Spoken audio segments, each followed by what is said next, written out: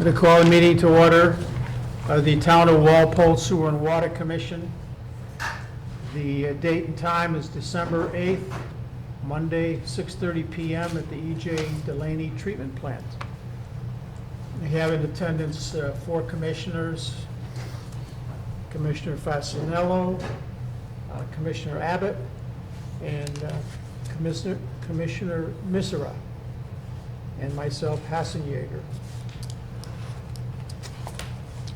First item of business is the minutes from the November 10th meeting. Does anyone have any corrections, comments? I didn't see anything. Yeah, I didn't see anything. Make a motion to approve the minutes of November 10th. I second. Okay, moved and seconded. All in favor? Aye. I just had a question 4-0-0. to the superintendent. You know, it says the contractor, Weston and Sampson, formerly D.L. Ma. Is that a company that we're familiar with? Yes, DL Mar's been cleaning our wells for decades. Dennis Elmar is the full DL. Okay, so now Weston Sampson Purchased also? DL Mar, yes. Is that what happened? Okay. They're still operating as DL Mar, but the checks are made to Weston Sampson now. Okay, thank you. Okay, we have now on the agenda the superintendent's status report. Good evening. On Wednesday, November 19th, the department responded to a water main break on Washington Street near the entrance to the new middle school. This is a 12-inch circular crack break. This was located in the high pressure zone of the old post road system. We had this buttoned up in the afternoon. School was not affected.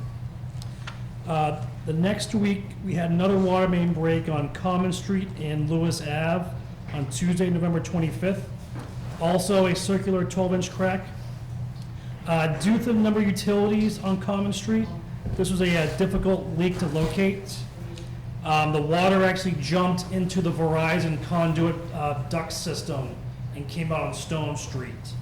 We had to bring in JMR leak detection to assist with troubleshooting and finding the leak. We had that buttoned up by about 7 o'clock at night on the 25th. We are continuing with our off-season well cleaning and developments. We recently finished Minebrook 2A. We are now moving over to Minebrook 3A. Post-cleaning reports show flows above 600 gallons a minute with a drawdown of 120 gallons per foot. This is our best producing well in town. One thing to note, after the cleaning, we put a camera down the well to inspect the screen. There is a little bit of a bend outward. This is not a immediate concern. We are going to keep an eye on it. We're waiting for an after-action report and some recommendations. The H.E. Willis Lagoon bid is currently out to bid. Bids are due 12/30/2025.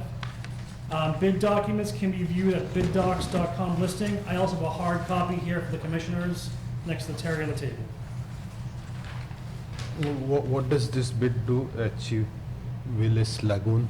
The lagoons, so the lagoons handle the iron residuals from the Willis plant on Leonard Road.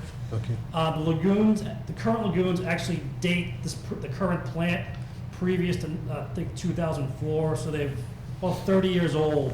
They're earth lagoons, they're failing, and we're under a consent order to fix them since about 2016. Okay. So with these lagoons, they're gonna be concrete lined, much easier to clean and put us in compliance. Thank you. Commissioner Fasanello inquired about paid water versus sewer discharge across recent timeframes.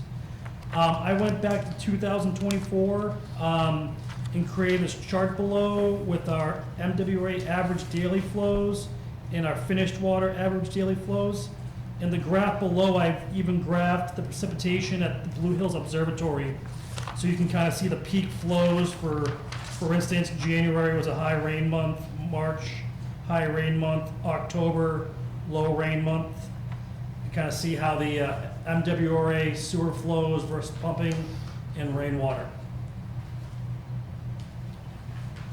I saw that, and your graph looks great, but I'm colorblind, so I have no idea what it is. I'll save on the color. But I'll talk to you about it later, okay?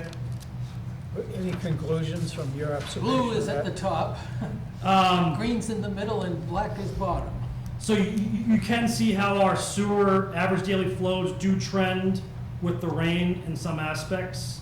You can see the summer where it got pretty dry, and the MWRA flow actually got lower than our pumping water, which was predicted because of people outside watering. So I think the trend is the trend, and it looks pretty predictable. Okay. Next update is on our septic facility. We continue to run at a reduced rate without all seasons contributing. I looked at the last 3 months and comparing 23 to 24 averages. Looking at the past 3 months, we're about 67% down on gallons coming in so far. So I have the numbers chart and another graph chart below. We thought we were picking up a little bit, but it's just a seasonal pickup that we're seeing in October, which seems to be the trend for the past 3 years. Okay. Very good. Thank you, Stephen.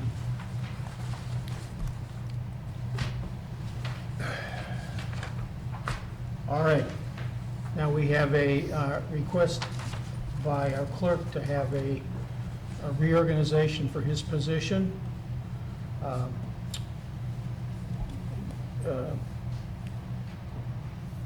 So I guess if Pradeep doesn't want to be the clerk,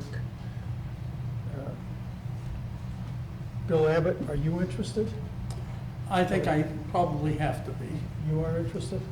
I don't see any alternative.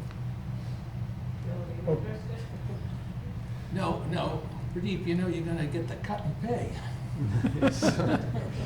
all right, we have one candidate to replace Pradeep as of this evening at 6:40. All in favor? Aye. Aye. Aye. Opposed, abstain? No. No. All right, so you're the clerk. We have a appointment with Toll Brothers at 6:45. It's a little before that. Is Toll Brothers here? Are you ready to make your presentation? Are you waiting for anyone? No, we're ready. Okay, why don't we invite you up then?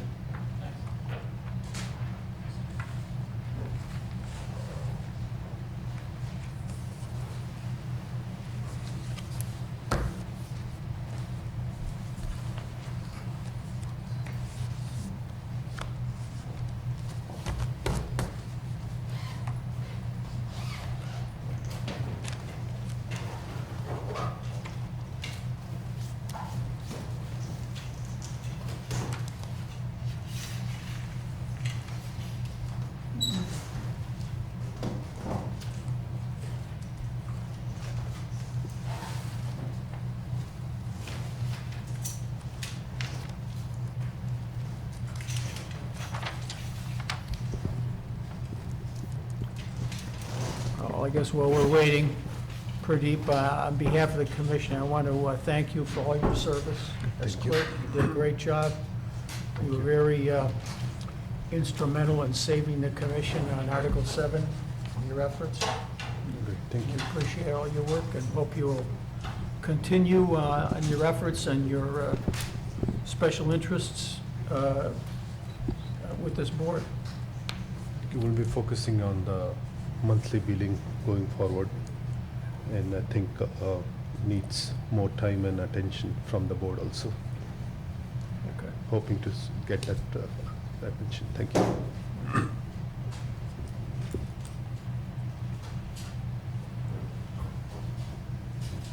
So wait a minute, we have Matthew Ashley from Bowler. Is that you? I'm Jeff Heidelberg from Toll Brothers. Matt Ashley is here from Bowler Engineering. He'll Oh, he give a is, okay, you're presentation. Jeff, all right, Jeff. Heidelberg. Matt will speak on behalf of the project. I just wanted to introduce myself, Jeff Heidelberg from Toll Brothers. Morgan Touchette from Toll Brothers is here as well. Matt Ashley will be giving a presentation for our development off of East Street. It's a for sale multifamily project, where we have two different types of products. We've got townhomes and stacked townhomes that we will be selling. Hold on a second. For sale. We're having trouble with the mic, I think. Is that mic on? No, it's fine. Okay, could you speak, like, push the microphone up a little bit so we can... What's the rumbling? Well, no, I just can't hear what he's saying, Yeah, I that's know. all. Could you start over? We're a little, couple old men up here, we have a little limited audio. Sure. I think it's the heating system. Jeff Heidelberg from Toll Brothers. I'm here with Morgan Touchette from Toll Brothers as well. Matt Ashley from Bowler Engineering. We'll be presenting to you our proposed plan that shows the development at East Street. We've got two different product types shown, townhouses and stacked townhouses, both which will have the option to have, all of which will have the option to have 3 bedrooms in each. We've had this project reviewed by your consulting engineer for both water and sewer services, and we have since reduced the unit count since that study was completed. With those points made, I'm going to have Matt run through the project for you, and be happy to take any questions after. Well, let me ask you one question right off the bat. You said you had townhouses and stacked townhouses? What's a stacked townhouse? So they're a unit where we've got, in the same townhouse, we'll have one unit beneath another unit for sale. So there'll be units above and below on the So same. they're flats? It's a little call different them? than flats in that there's no, it's not an elevator that you would go up and you'd have a bunch of units in one hallway. Okay. You're saying that the sale, so these are Correct. not apartments? Correct. Okay. That's correct. Thank you. What's the total number of units which is coming up here? We have 67 units. 67. Yeah. So there was a previous plan of 100 units or something, isn't it? Correct. It was 102, I think, was the original. Okay. The original plan called for 102 units. Just want to clarify that. Okay, Yep. thank you. Yes, thank you. And the obvious other question is, how many are affordable? I believe it's a 10% requirement. Yep. So, yeah. This isn't a 40B program. Correct, it's not a 40 No. Yeah. Matt Ashley with Bowler Engineering, civil site engineer for the development. So Jeff did a great job here. Is this mobile? Jeff did a great job introducing it. So 67 different units here that will be accessed via one full access driveway over here from East Street over to Main Street, and then in the middle we'll have these drive B and C here, and these are just fire access roads.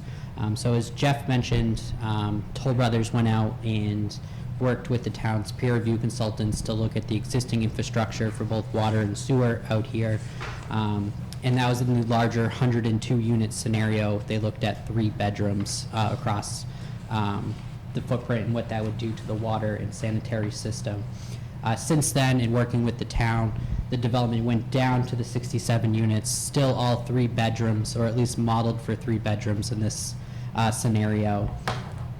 So what was put in that report was very conservative, and this would be reducing it by quite a bit. So what we are proposing here is they would be all new connections for the stormwater, for sanitary and domestic water here. So what we would have is a looped connection from East Street, which is an existing 12-inch ductile iron, I believe, out here, all the way to Main Street, which would be an existing 8-inch ductile iron system there. So for the townhome styles, which are these located here, those will all be serviced by individual connections, and we've been working with the water department for that and how they want them connected. For the stacked units here, those will be serviced by a single connection into the building, into a central, I'll call it a water meter room, essentially, where they can get all the readings from right there in that single location, along with firewood access there as well. For sanitary connection, what we are proposing is a single main down, I'll call this Drive A, or that's what it is called right now, and connect out into East Street.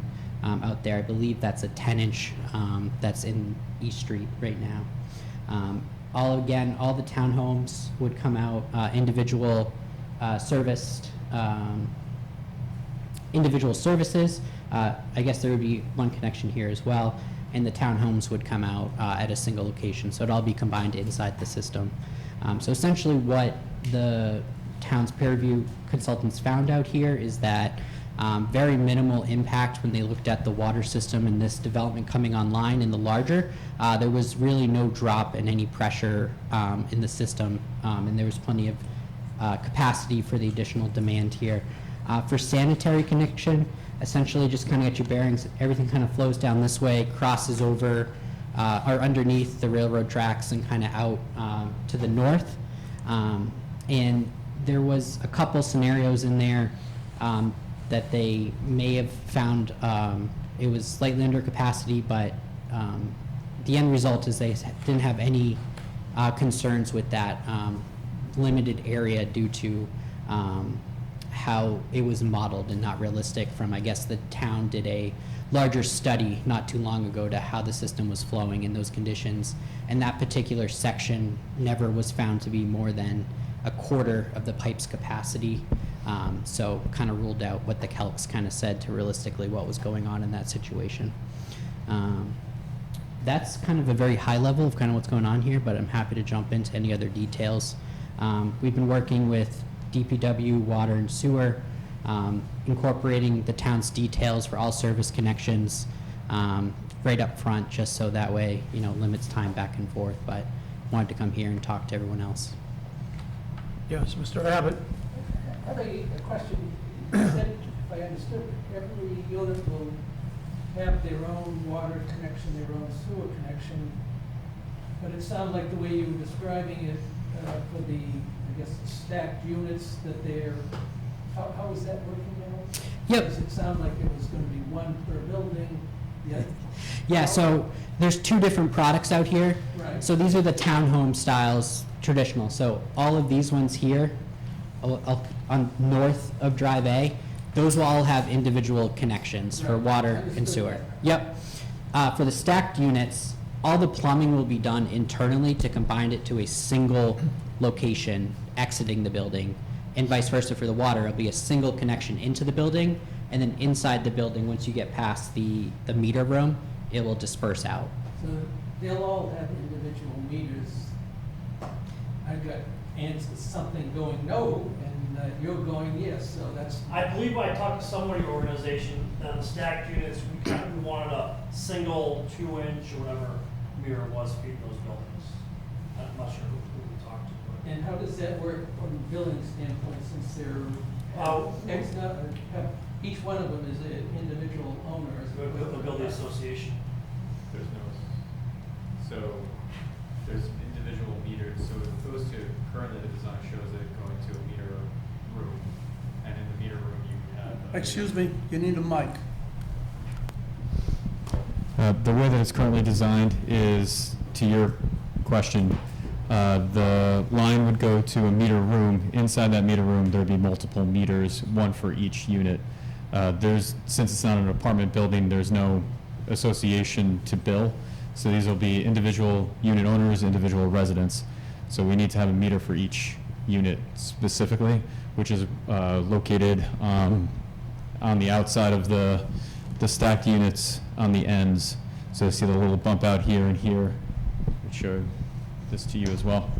So we've got one here, and so on. So that's where they would be fed, so that we could have a meter for each. If, Okay, Mr. Abbott, go ahead. If one of these units that are sharing a line that comes in doesn't decide to pay their water bill and we want to shut them off, how is that going to work?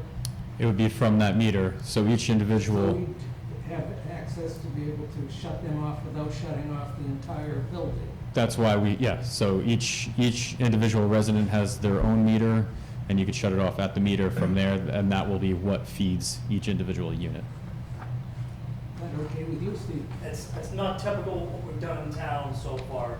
Typically on, like a unit like this, we have 1 meter on each, coming in each building. I mean, we can work through the details, Are but, these condos? I know we kind of talked about that a little bit. But then one plan, we had individual services, I think, coming in each building. So we had that originally, and yeah, it was gonna turn into a mess. Yeah, but- Uh, No, So, it's yeah, not condos. that's we ended up with this. So we'll have to work through the details, the proper way to lock up and everything. Yeah, and key is obviously to get into the room, et cetera. Well, let's ask the commissioners. Do you prefer having, to me, it makes all the sense to have individual meters in a situation where they're condominiums and private owners, as opposed to a joint meter. I don't see any reason for that. And the thing I would worry about, the bump out, most buildings that have this, they have like a dedicated room. It's totally undercover. It's not like an outside closet or something. It's within the envelope of the building, in the basement or something, where you're gonna have the 4 meters or 6 meters or 8 meters or whatever they are. So it would be a conditioned space, heated, conditioned space that's just on the outside of the units in this bump out area here. So it would have a separate door that you would go into, and there would be meters there that you would be able to, again, shut off if you needed to or maintain in some We way. just want adequate room that somebody could work to remove the meter or work that, Sure. That's all. And Yeah. read the meter if needed. Yeah, Yep. okay. Yep. Perfect. Is there anything else? Well, Go ahead. Mr. Chairman, I would like to see individual meters. People be responsible for their own water.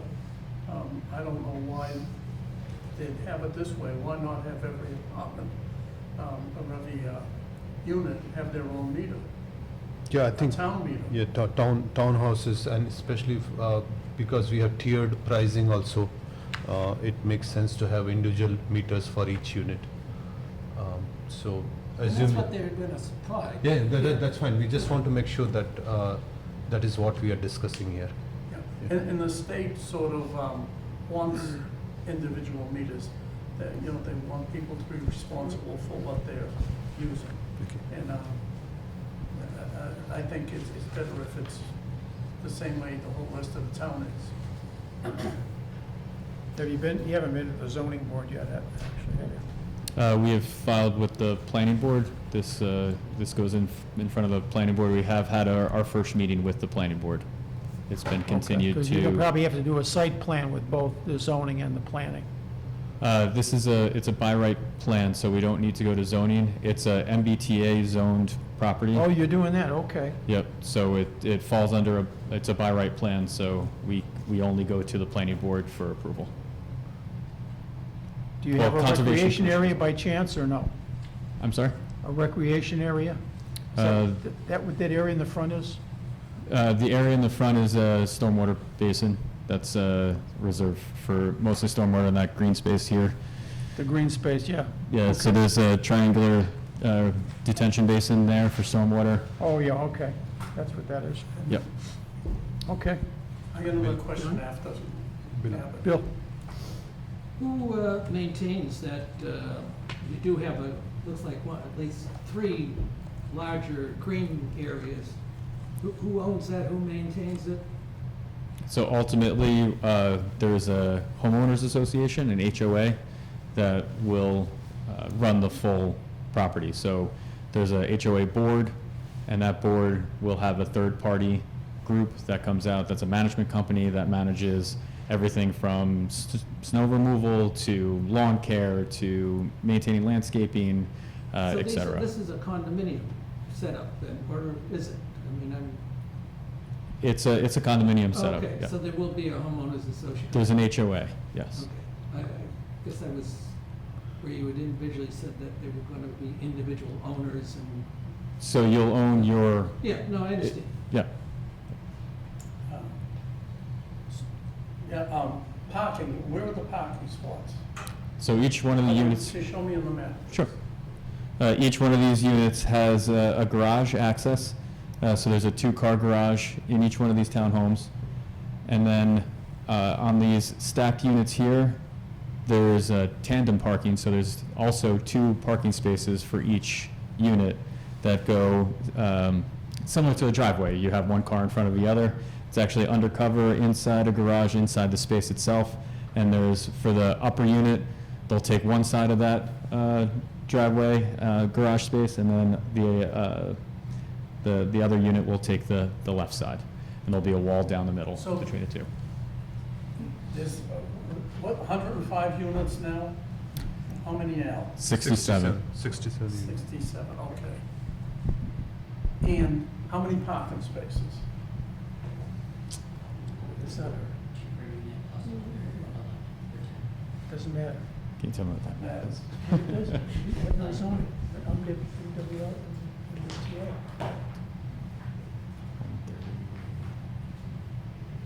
134. They skip zoning altogether. So that's.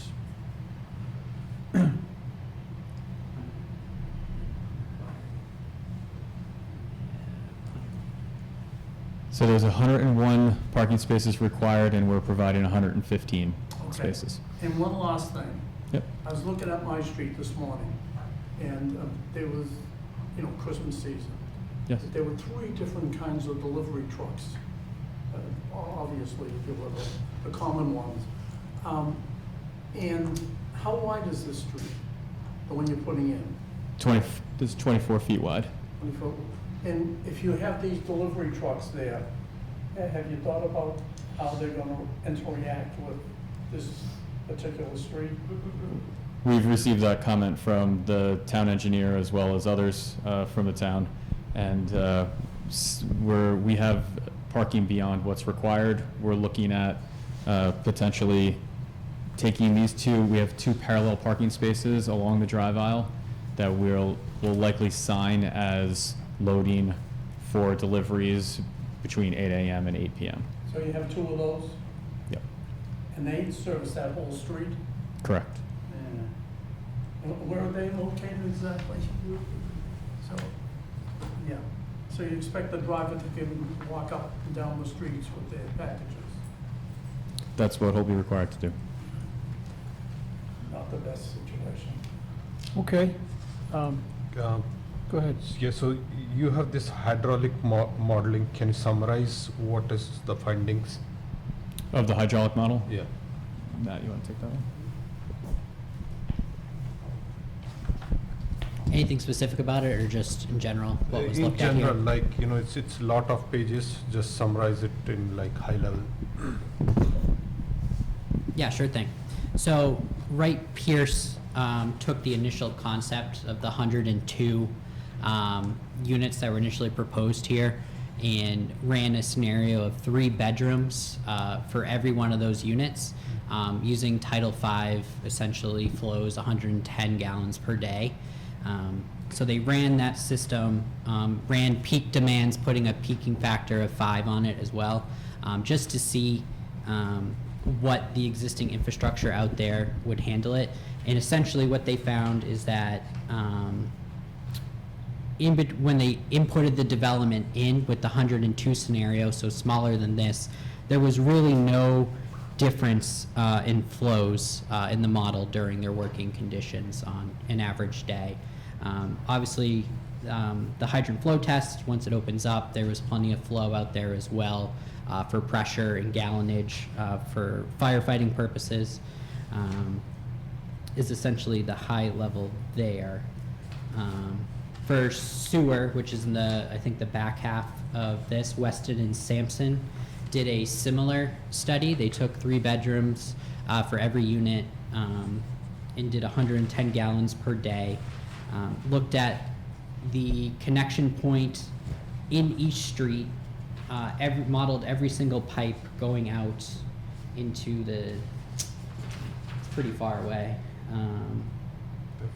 over by Norwood essentially, where it connects into the larger system.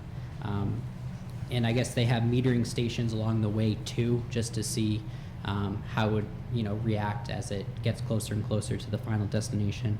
And from there, they found that there was sufficient capacity with the additional sanitary flows into the system.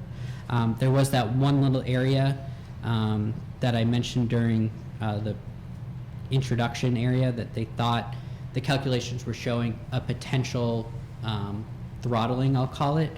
But essentially, the town did a study not too long ago in that area, and that pipe never exceeded a quarter of its capacity. So it wasn't a concern, and to the point where they didn't even notice it as a concern in their report here either. And how many fire hydrants will be there on this property? So we're working with fire, essentially, on spacing to meet fire code. So all the hydrants will be within 100 feet of the FDCs of the building, and then also the different radius. So there's an existing hydrant located down over here that will remain, and then there's, don't have it essentially, but there'll be two others essentially, right, I believe they're right here and here, essentially throughout the middle of the development. And there'll be one additional meters for HOA use, isn't it? Additional meters for HOA use, like the common area, the garden and all, for landscaping. Oh, irrigation Yeah, use? Irrigation, yeah. Yeah, there'll be irrigation out there too, yeah. So there'll be additional water meters for that. Okay. Yep. So, everybody good? One more. How many gallons of discharge per day of the project? Yeah. Total? So sanitary sewer. Sanitary sewer.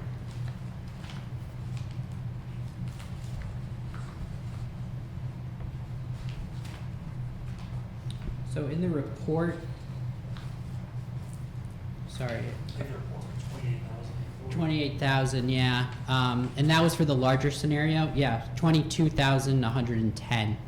22,110. Okay, thank you. All right, approximately, how many acres is this? 4.5. 4.5. And Walpole gets credit towards its MBTA goal for these units? Yeah. Oh, great. All right, thank you, gentlemen, appreciate you coming in. Are we supposed to vote on something, Terry? Or we just acknowledge? You guys already issued a will serve letter Yep. a few months ago. We approved the, yeah, when you originally proposed Toll Brothers, so, okay, you're good. Thank you for coming in. Thank you so much.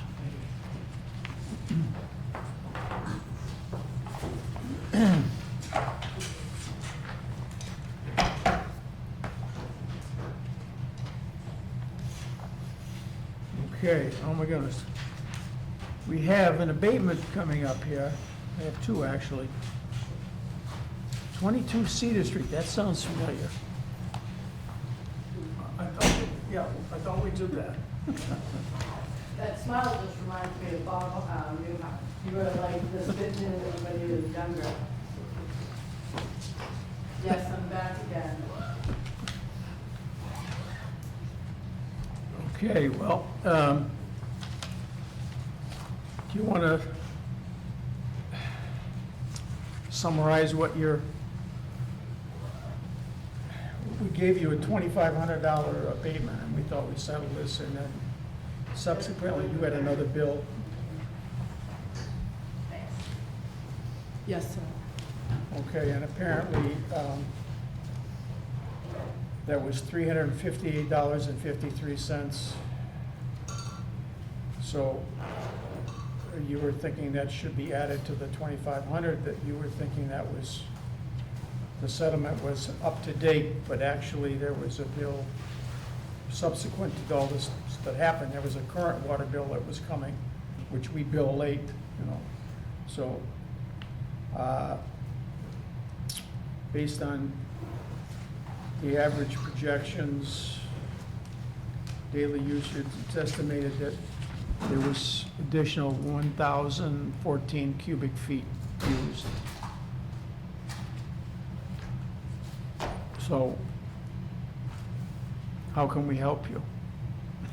So how you can help me is, so we had a meeting on 10/6, and at that time we discussed and agreed upon that I was owed $5,300, and that from 10/6 moving forward, you would give me a credit for 2,500.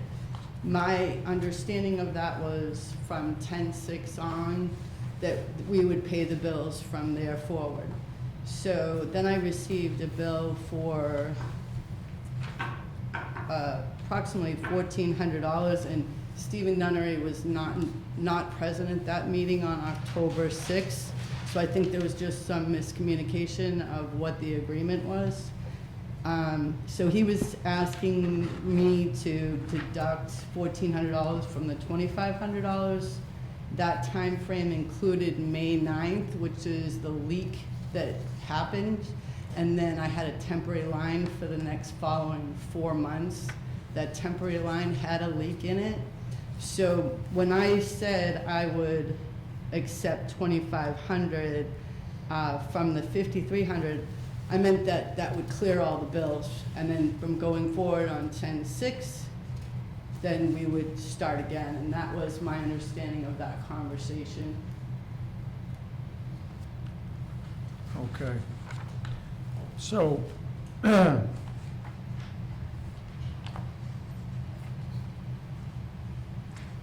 So if then you owe even- me $5,300, you take out whatever he's saying I owe, it's still, my there was credit no, is still. your figure was 5,300. The commission was offering 2,100. I proposed 2,500 to No, approximately that was- split the bill. That was a little bit different. What he is saying is that he's taking 5,300 minus the 1,400 would be a totally different price. He's not saying that I was owed $2,100. He wasn't here for that.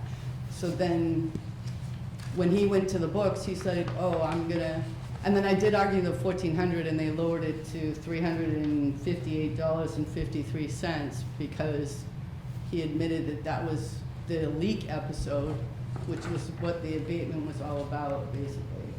It was 2.5 hours of it flooding my driveway that they were trying to charge me for.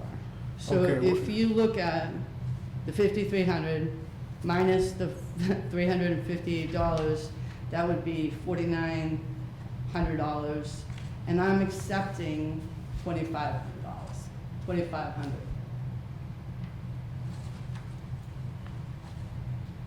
Okay, but as I understand it, there was then another bill coming in for $1,028. They credited you $691 out of that, reducing it to $337. That was the actual leak. That was May 9th. That first bill was an incorrect bill. It did hold, that first bill held for 9,000 cubic feet. That bill was corrected down to 2,600 cubic feet. We realized we never pulled that water off. So in your packet, you'll see on page 2, that is the corrected bill we issued. The $358 and. Correct. So also on there, you'll see the $2,500 credit, and then with that $337 bill, our current credit sits around $2,140. So, but my understanding was, and why I agreed to it, is that we take the 5,300, everything that was owed, which would include this $358, bringing it down to a credit due to me of $4,900, and then I would just accept $2,500. Graciously, I said I would just pay half.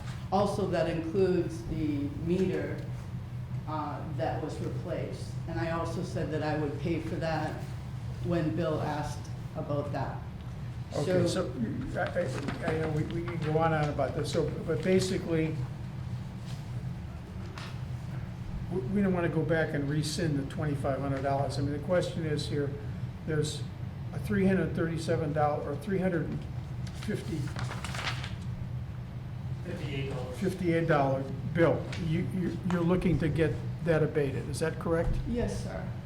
Okay. Do commissioners have any comments on that?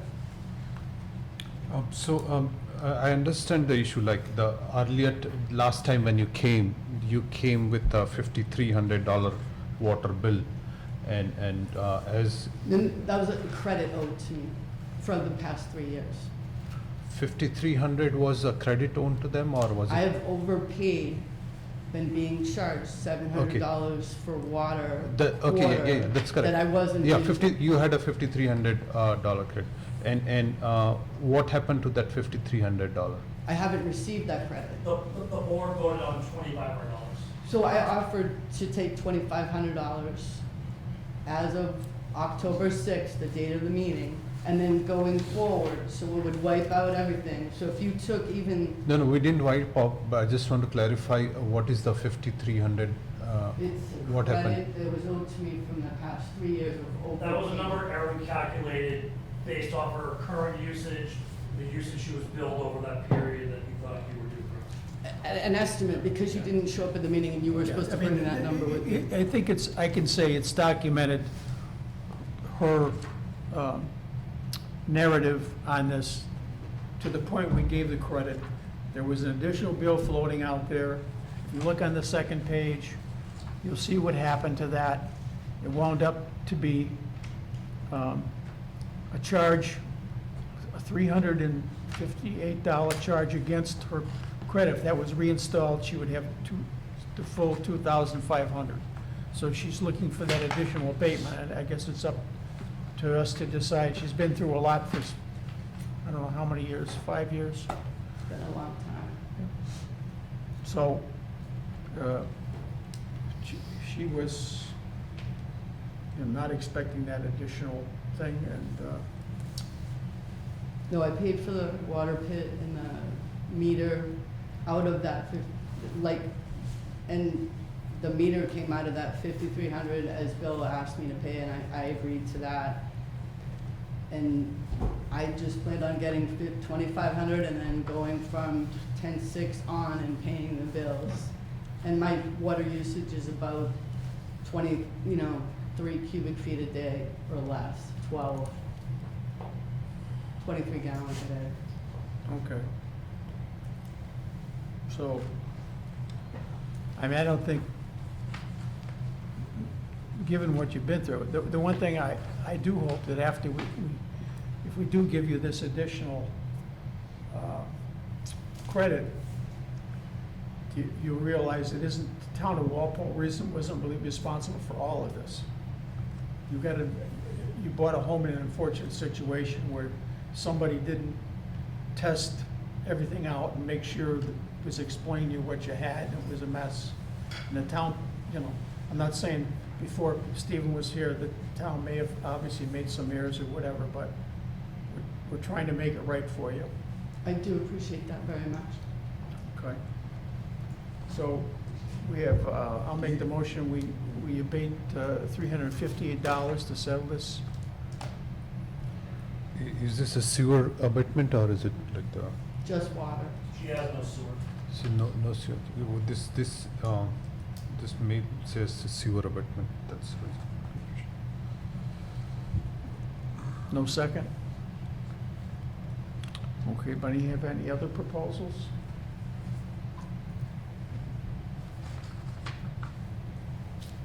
Split it?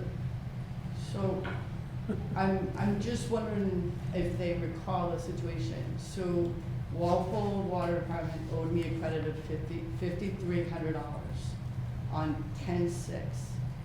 I agreed to take half, $2,500. And you had stated to me directly, and it's on camera, then moving forward, Erin, we would pay the bills from 10/6 moving forward, and I said, absolutely. So I could have received, if you minused out the $358, $4,900, which would be subtracted from the $5,300, but I said, no, I just want $2,500. Graciously, I accepted half of what was owed a credit to me. So, and then you both all agreed that that was okay. This bill was sent to me for $1,400, and then when I argued it, Stephen said, oh, you're right, we're sorry. It wasn't $1,400, it was $353, but that time frame was May 9th to August something, and I had a temporary line that was leaking that I did bring to their attention. So being charged again for the time frame that the 5,300 is included in. We were discussing those bills. I It know. was leaking.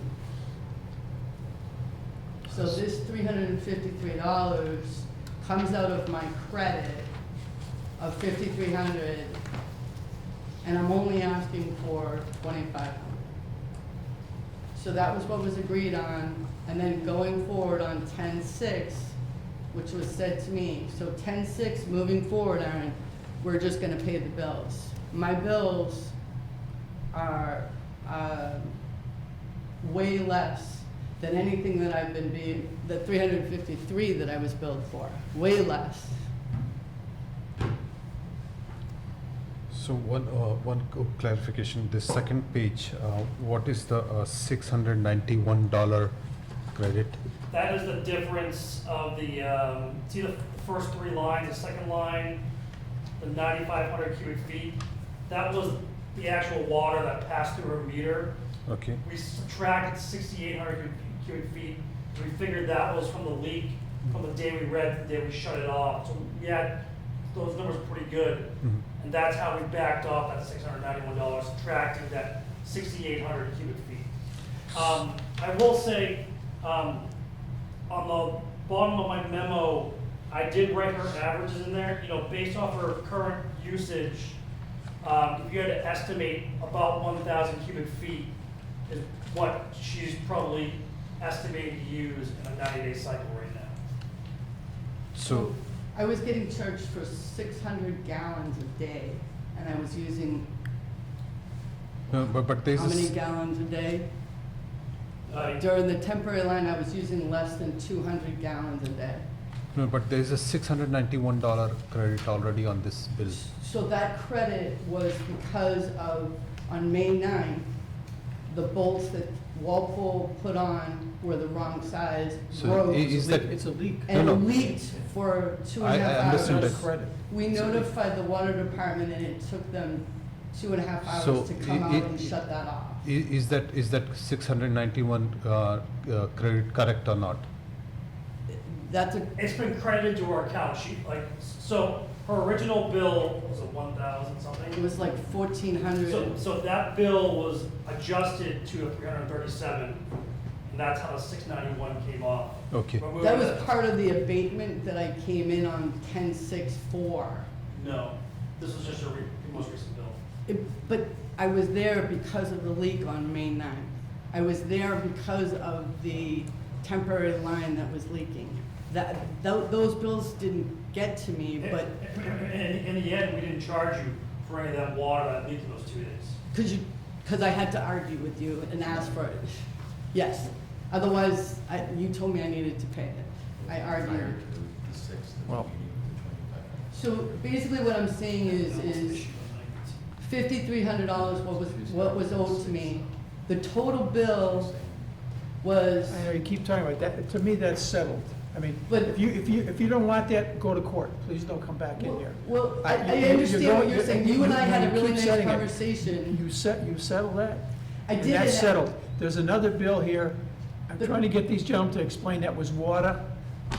That there was another leak. There's another abatement there.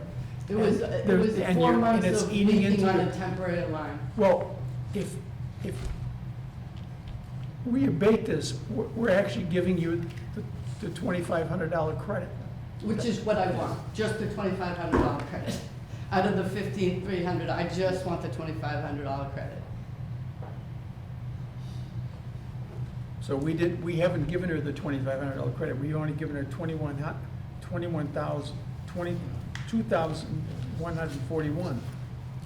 She didn't get the 25. no, this is from 5/11 to 8/11, and whatever Yeah. the Steven, I discussion was is hoping that you before could that. maybe say something to help. This is the way he's carrying it now. She wants the credit, she wants to absolve that $350 and wants a credit on the account for $2,500, what we voted. That's what she's asking for.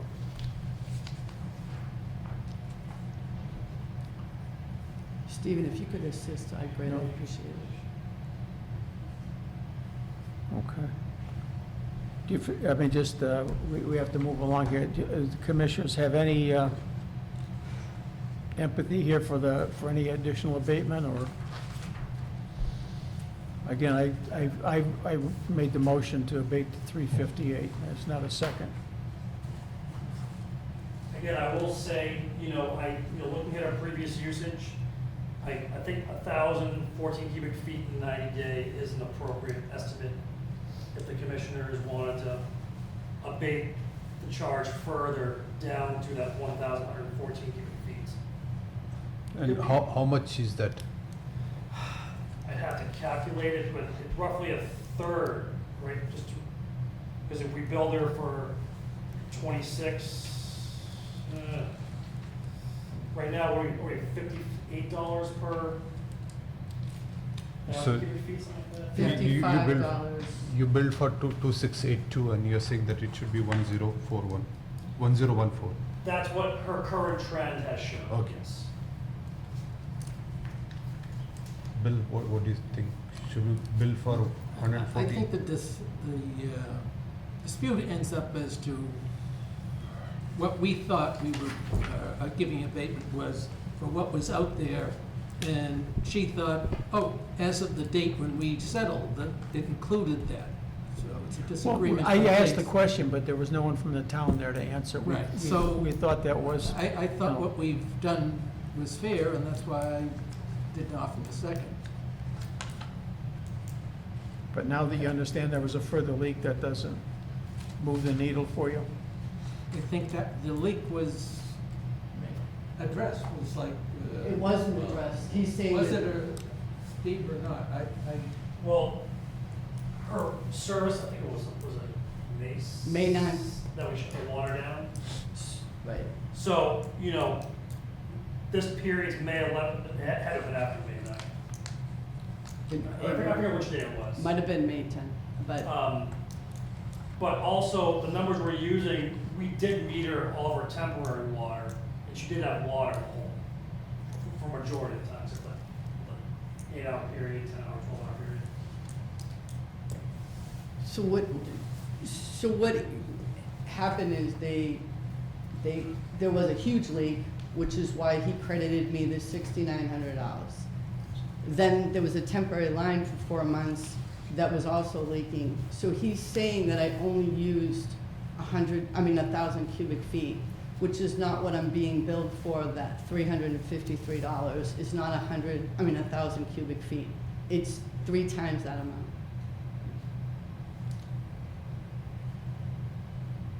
It's 2682, isn't it?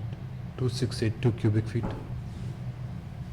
That is the adjusted amount that we deducted, because we were reading the meter pretty often at that point. Okay. So we assumed the water up into that 2682 point was before the major break. But assumption now is 1014 cubic feet. That is using the last, I think it went back about 8 weeks, and that's her average. Okay. 11.26 cubic feet per day, which on a 90-day average is roughly 1014. So that will reduce the 300 to some other number. That's what I would expect if she stayed the pattern what her 90-day bill used to be, Okay. 1,014. So I want to propose that board consider billing for 1014 cubic feet and remove the old charges of 337. So 337 should be removed and charge it for 1014 cubic feet. I'll second that. Is that, does it make Any other sense? discussion? All in favor? Aye? Aye. Aye. Opposed? Aye. Favor or opposed? No, aye, yes. Yes. I'm in favor. Okay. 400. Thank you. I do appreciate it very you. much. No, it's very complicated. We also Please. don't understand this. So, Please give Stephen a hug. Thank you for your honesty and your help. I appreciate it.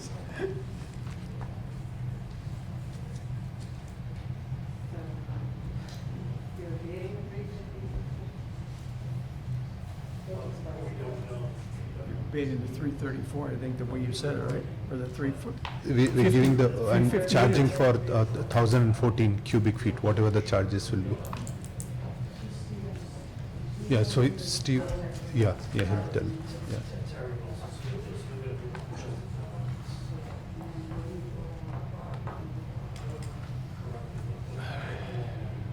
I will look through the email. Great, thank you so much.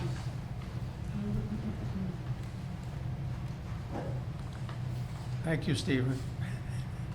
All right, we have another one here.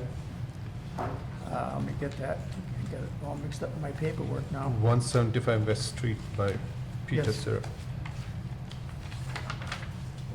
I'm just looking for an adjustment on my sewer charge and how I water my lawn. You know, maybe if you can average out my daily use from the time I got started watering it, and whatever's left, if we can have a sewer adjustment for the water that I use to water my lawn, and it went into the lawn. I spoke to Peter. He installed a new lawn and started irrigating it sometime in early June. And when he got his first bill, he was surprised to see how much. And so we agreed that I would explain to him how we arrived at that. And he had, I'm not sure when you came in, but he was still irrigating, and in fact did until I think somewhere in September. So his next bill was also quite large because. So there was water that did not go into the sewer. One thing that I did point out to Peter is that, you know, we allow people to irrigate a new lawn in May and September, but in between those times, in his case, being an odd number, I believe that would be a Monday, Thursday only, and if you look, it was being irrigated every day. Certainly the water didn't go into the sewer. I guess the question is there any penalty or whatever for not following the water management policy?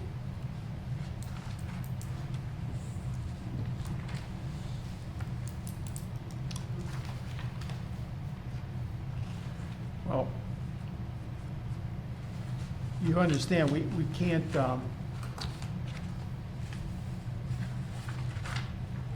if people aren't following the water policy, you know, we Yeah, I can't wasn't go, we aware. can't police every household. I understand. And look at every water bill and say, oh, well, that didn't go, I did my kid's pool in the yard, so that water didn't go in the, I mean. You know, I understand, I'll the take endless- responsibility if there's a penalty. I wasn't, I should have paid more attention to that, you know. Now, normally, when we abate with water that didn't go in through the sewer, it would be a situation where, you know, a hose broke in, you know, your basement going into the washing machine or something, and, you know, it was some sort of an emergency or unexpected result. So that's the only thing that's different in this case.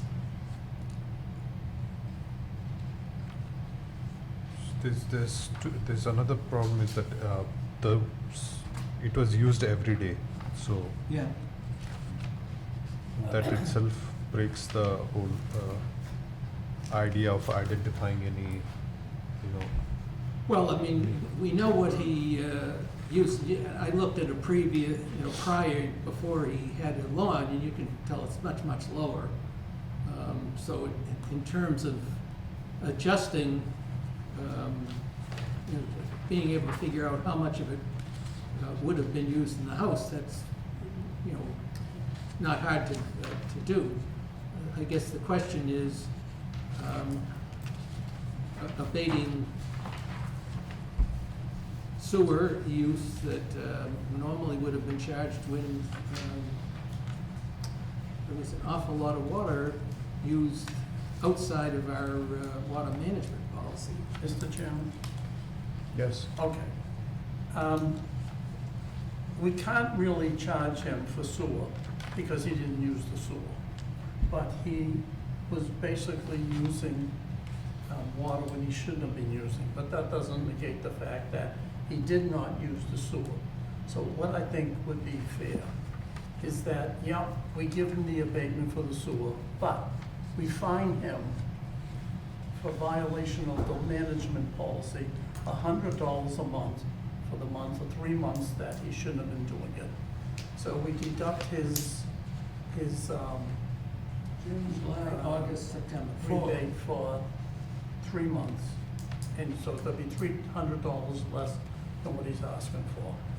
And, but I think that's about the only thing I would be comfortable with, because he didn't use the sewer.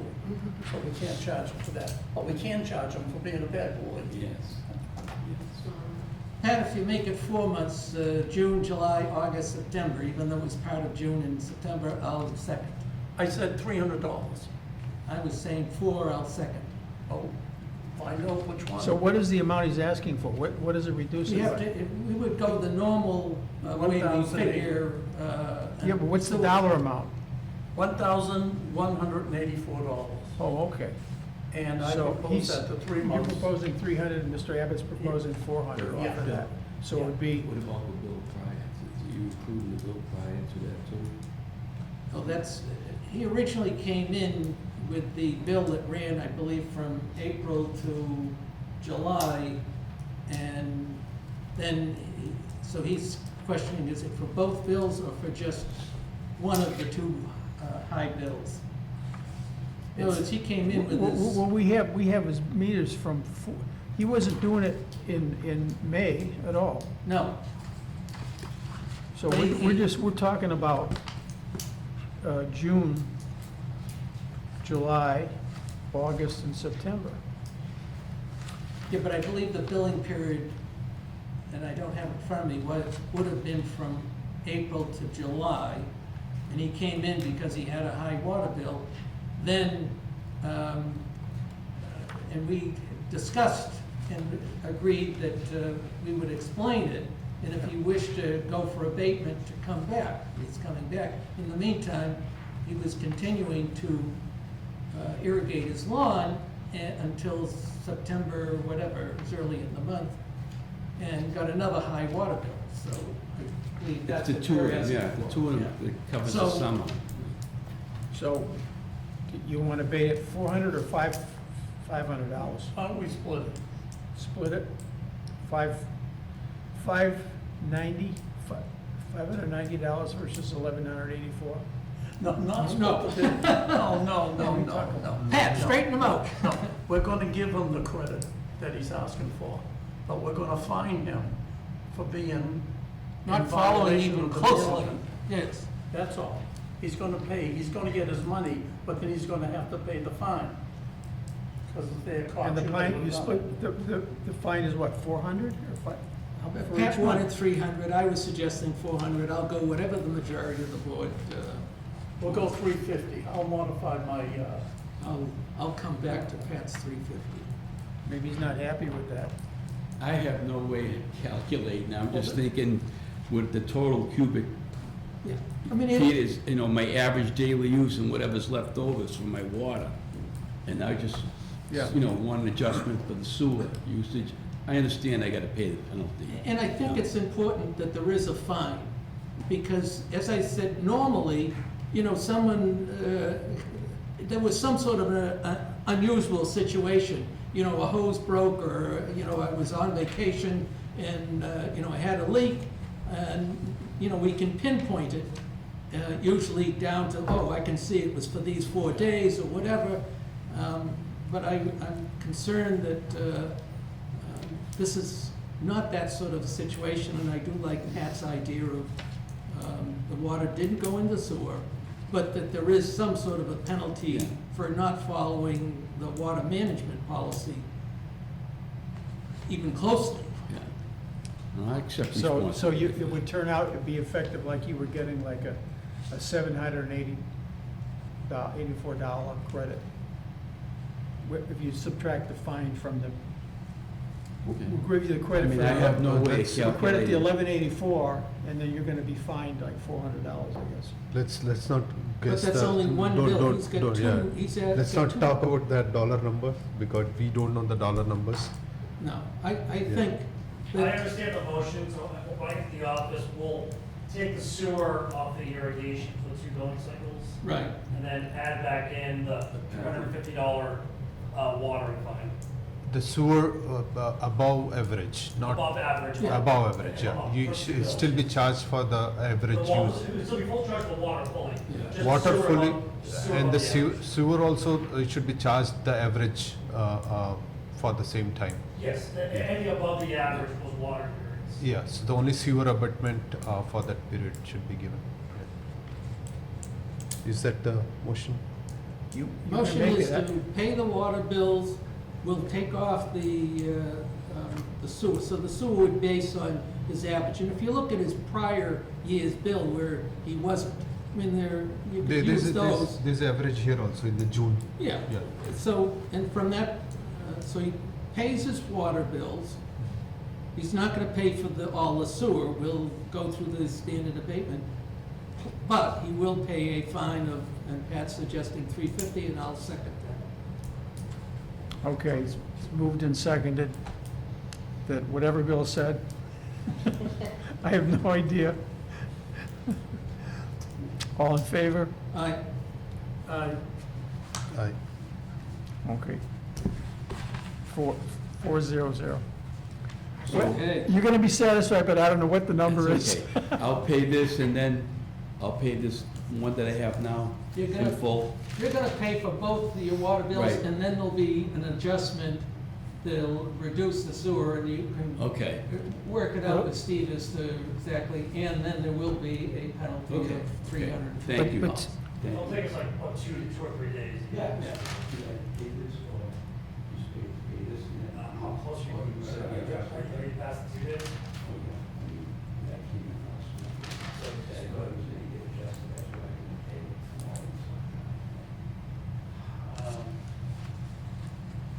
So you don't pay on that here yet?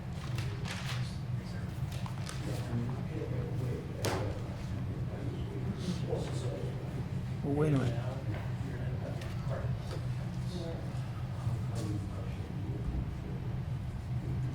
Okay, we'll let them sit one night.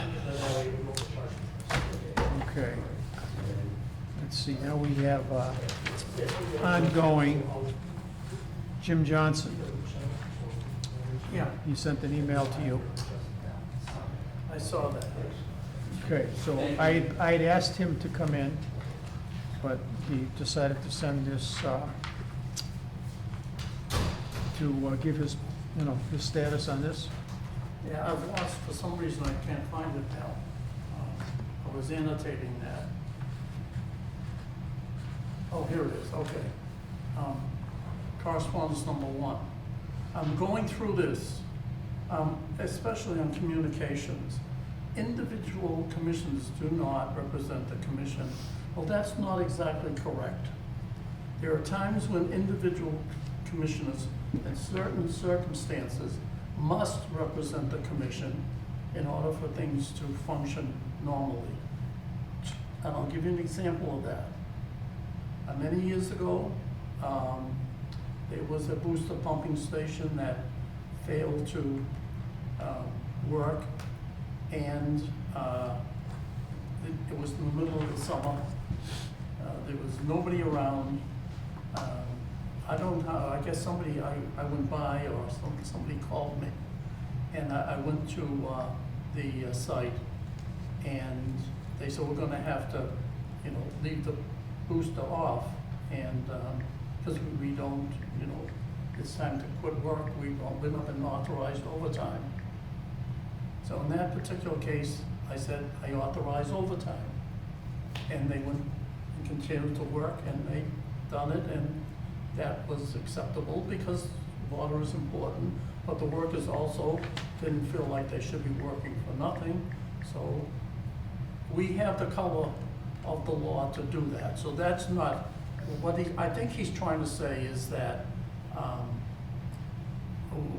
I don't know what he's trying to say really, but every time, like for instance, I've been elected clerk, and one of the things I do as clerk is I check every single bill that, from the water and sewer department, and I do it every week, and I stamp them, each one.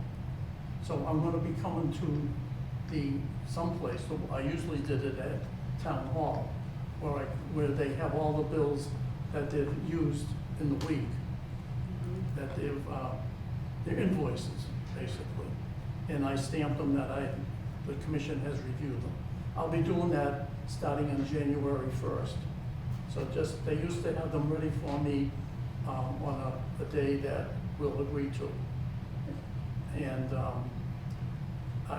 like I say, I used to do it around 7:30 in the morning before people came in, so I could use their desks and look at all those bills, which I then would report any findings to the commission at the next meeting. Okay, So in effect, that's something that we do without, I think that just as an advisor, I think what he's getting at here is What is he if getting at? individual commissioners contact him personally, directly, via phone, email, or whatever, and say, we want you to do this, I want you to do that, he's saying that's a confusing message. He Has doesn't it- know if that's a vote of all the commissioners or just one commissioner giving his particular idea of what he wants to do. Has anybody ever done that? I don't know, but I think that's what he's saying. Well, we need him here to tell us what he's talking about exactly. I mean, what's he talking about? I mean, we got a letter, but we don't have anything to make it. Well, let's just go through. If anybody has anything else on communication? Yeah, I think the statement is very broad. I agree with Patrick that you should have given an example like which particular instance this happened where a specific vote for such purposes was communicated to him to work on. So that's very Well, very it can broad be. statement, yeah. Yeah, I'm just saying from his point of view, he doesn't want to respond by this type of, just a singular contact. Now, I was going to say, what Mr. Nunnery gave us earlier, I don't remember the board voting to have that stuff done. I guess Patrick requested that. What? I'm trying to find it now. I don't know where. Without seeing that all the agenda items have to go through you for approval. Right, agenda items have to go through me. So, no, it doesn't matter. All right, so we think we should just, if there's any other comments. Oh, okay. Yes, there's all kinds of comments here. He's talking about where individual members of the board have made defamatory remarks about town employees during public meetings and on social media. I want examples of that. That's just saying something that with no backup. That's ridiculous. I can't think of anybody doing that. And then, I don't like the tone of this whole letter.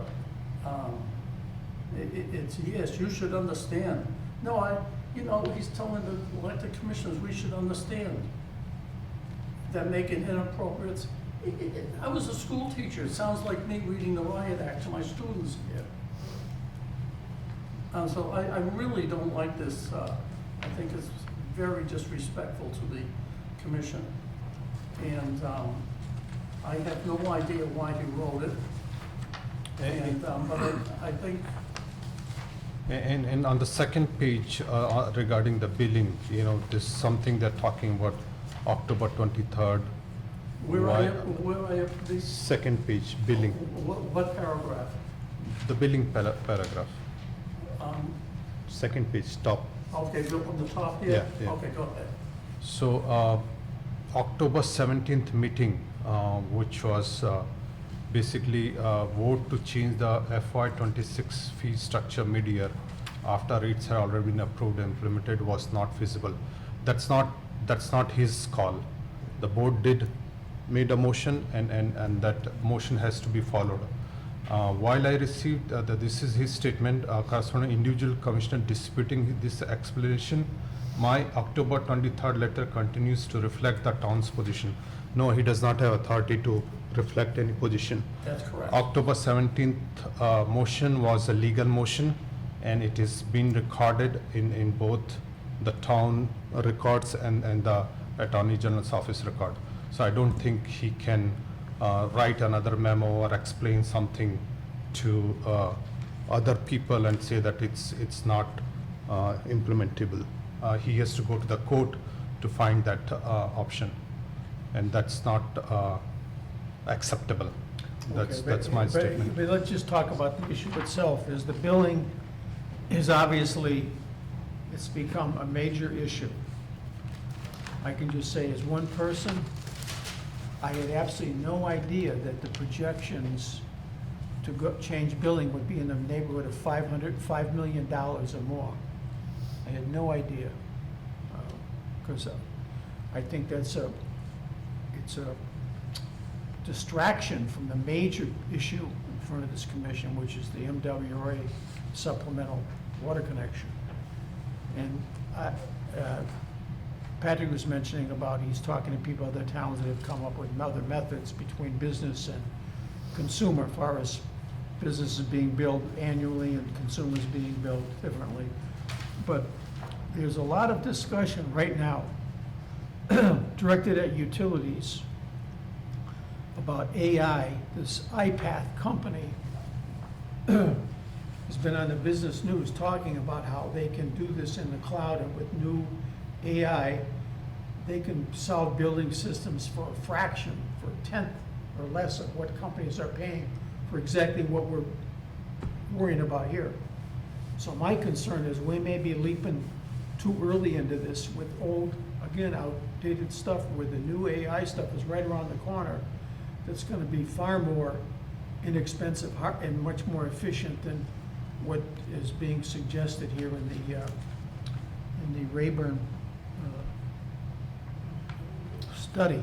Well, So I'm become hesitant as to the urgency of this and the impact of this, particularly if you see the impact figures suggesting where water rates have to go to pay the kind of millions of dollars that Raybern is suggesting.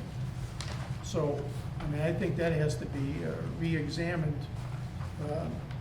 4.5 million and several 100,000 and another 100,000 and another 60,000, and goes on and on and on. I'm saying, what the heck? You're talking about the Raybern consulting report now. So there's Yeah. two different issues. right. Yeah. You know, when you look at this, the Raybern consulting document, now, he cherry picks a town because it has roughly the same amount of customers that Walpole has. But the town he picks has an entirely different kind of government than we do. And then he makes. Well, this is Raybern, this isn't the town administrator. No, I'm saying, that's what I'm talking about. I'm talking about the author of the Raybern Consulting. And I would say one thing to argue against that is Pradeep, the person who has been bringing this up, every time he brought it up, he uses Norwood as his example. So, I mean, that would be logical for them to use Norwood. No, because it's not Norwood's logical. been- You know why? Well, every time we Because their discuss billing billing, they system is compare us based to Norwood. on the electricity and other Yeah, I things. know. And then finally, at the end here, he says he has four, what should be happening now? Okay, what should, after assessing the town's current system? So he feels that, this report feels that there's 6 different things he wants to do. Replace all the failed meters. Yeah, okay, procure the implement of updated utility billing systems. Well, how come we haven't done that? I mean, we've been talking about billing monthly for years, okay? Procure and implement the customer portal. We've started that, 10% of the people have that? Have have the ability to monitor their usage with the portal. 10%, right? The portage Rayburn's talking about will be an all-in-one portal where you can Okay. see your usage, pay your bill, one central place. So people aren't going to 3 different websites trying to see their usage, pay their bill. Okay, and then he's talking about procedure and implementation of a digital work order system. I have no idea what that means. We need to get him in here so we can ask him. And we really need to be careful on this plan, to plan out a community outreach plan, okay? To provide a strategy to move to monthly billing, all right? I don't know what that means either. And then he wants to consider hiring 3 to 4 more people. And he doesn't talk about anything about, sending this out for a private firm instead of hiring 3 or 4 more people. So this report, I don't understand what, Well, it's giving you some information. I mean, information about what?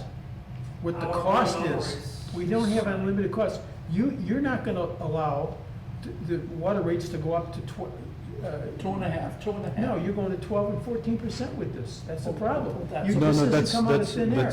that's what this one, the first one, which is replace the aging field meters and implement single, that's already approved, isn't it? That's already ongoing. Well, 1/3 to half that's approved. Approved Yeah, 1.7 million. so that is already ongoing project, so we have to take down the cost, that's not in I would consideration. like to stop it if that's the Yeah. case. I mean, I think. So it's that's too far. already happening, that's not the problem.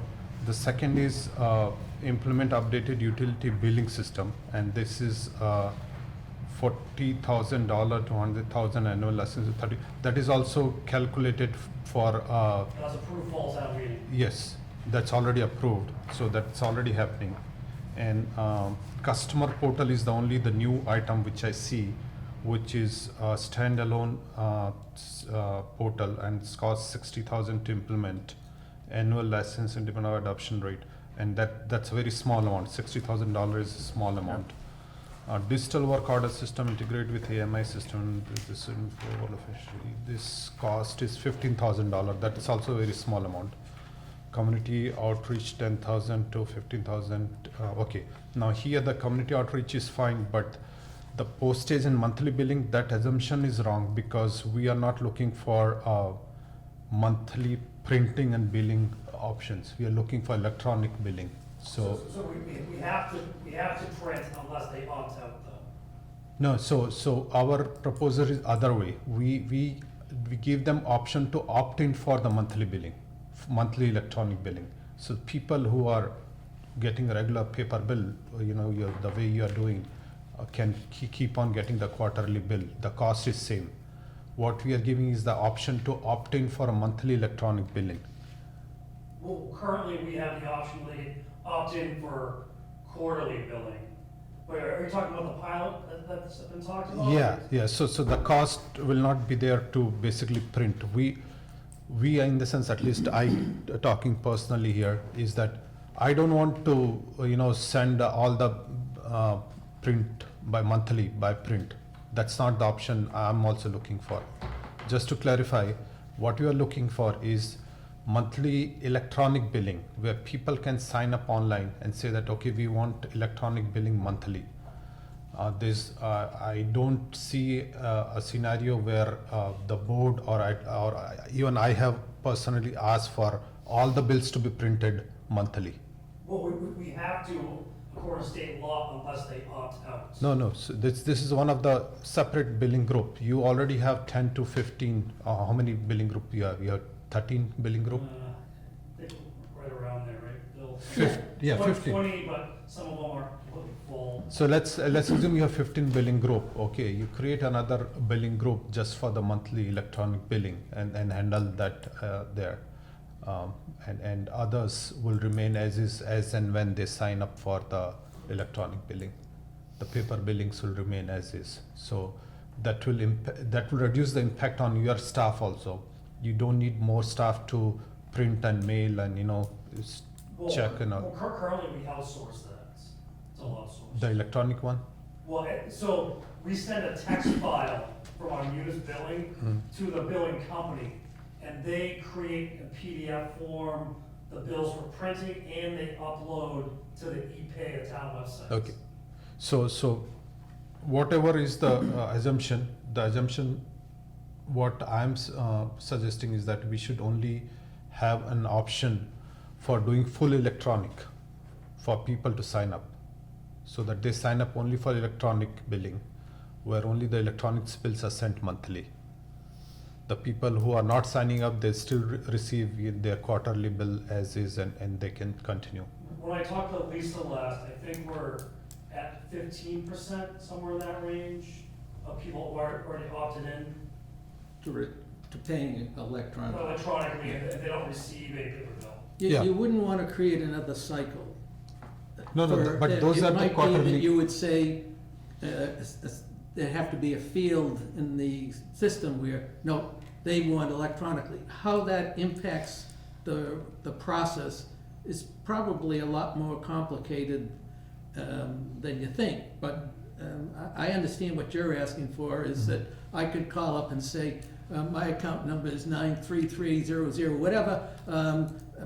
I want just to send me an email saying, here's my bill, and I'll pay it electronically. And you living next to me, you don't, you're gonna get a paper bill. Yeah, you're not, That's what you're he's not calling, suggesting. no, you're not calling also, there's a customer portal which was discussed Yeah. like 2 step before, isn't it? A customer service portal for $50,000 or something. We need And- a different billing system. I think No, what I which is get fine. out of this is that the system we have, which is part of Munis, is really not that good of for It's made utility for- billing. It's made for accounting, not utility billing. Yeah. Which is correct, and we agree with that, but the breakdown given here is for different items also. And some of the items the board has already approved and agreed to move forward. The first item and first and second, the first item is already approved by the board. The second item is include updated utility. Yeah, this one is the new item. And third is a new item. So in an ideal new system, 3 and 4 wrap into number 2 into one platform.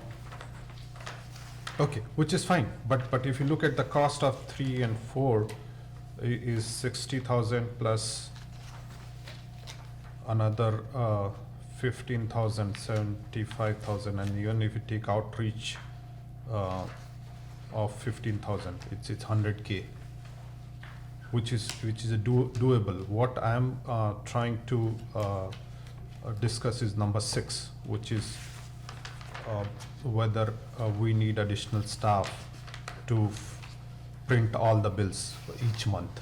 And I'm saying that that's not needed because we don't expect everyone to sign up for the monthly electronic billing. So that's only But I think what currently is, at least is suggesting 15%, that means that 85%, and if the total number of bills would be around 100,000, that means that there are going to be 85,000 bills that are going to be papers, which is still going to no, require they're not signing up. I think what Pradeep's saying is that only people who volunteer. will Right. get the bill. Yeah, that's what, Yeah. because you're And- already upgrading the 2 or 3 different But I think the important thing is, one, if we get, we've already said, replace the meters. And we have problems with the meters, it's outdated, whatever, and then upgrade the billing system, which is the current Munis billing, utility billing system, because we're on an unsupported version. And then I think they're saying, and then go forward with some of other bells and whistles, and one of them, depending on a new Okay. billing system that would feed into Munis, because the town isn't going to switch Okay. for all its accounting. So. And I'm sure that. We all agree, okay, Yeah. so the only thing which we are not agreeing is the number 6. Okay, so, number 1 is already approved by the board, it's already being done. Number 2, number 3, number 4, and number 5 are the items I make a motion that the board approve this 5 suggested items to move forward. I'll second that. Do you understand, we don't have the ability to appropriate money. This would We're have to not- be we're some. not, we are not appropriating We're money. saying cost is 15,000, cost is 10,000 to 15,000. That would have to be something that would go to That town is- meeting to, because we can't, we don't have the authority to, Yeah, we do, we put it in the budget. yeah, which gets approved by town meeting. So It we are, does, but it's not approving specific. we are approving the project. We are not approving the money. We are approving the project, which is suggested by Raybern Consulting, and which is number 2, number 3, number 4, and number 5 items. So that's the motion. Okay, and I'll second that as amended. When do you want to do that?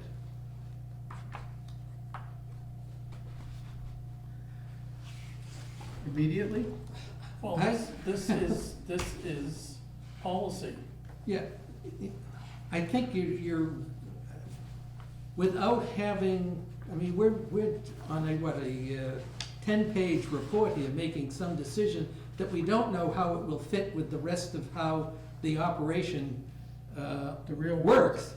And, But this looks like most common things which you have to do, whatever upgrades you're going to do. And it has to be done because this particular issue is like not a this year issue or last year issue. This is like 4 or 5 year old issue. This is our policy to work towards these goals. That's what we're doing.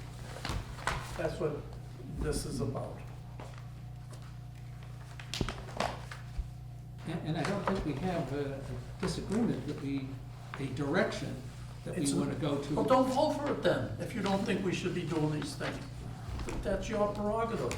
But I agree with Commissioner Mishra. We need to move ahead with something. Well, we're trying to move ahead with what we originally wanted to do, and I think this has become a distraction, a sidebar that is gonna derail the MWRA effort. And it's being, it's like a word salad. It's a distraction. Now, did either of you go to talk to Derek Raymond and all, talk to them about how things operate actually in the office, how they operate on the ground? As of now, from last 4 or 5 years, nothing is operating as it is being operated. The bills never comes on time, they comes irregular. So the process, whatever they have, doesn't work. The consultant, the group made mention that we are working very hard, but what we've done is we've learned a lot of workarounds to make our system work. And because of these workarounds, the best way to describe it is we're driving a car with square wheels right now.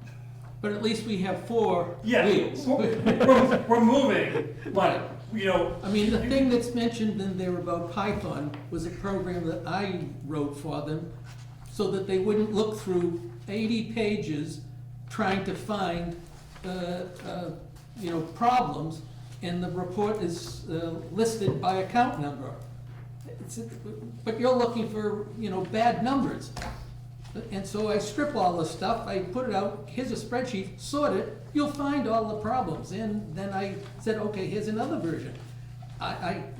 Here's a common problem that's a thing, I will, as I'm, getting rid of all these extraneous items, I'll flag them for you.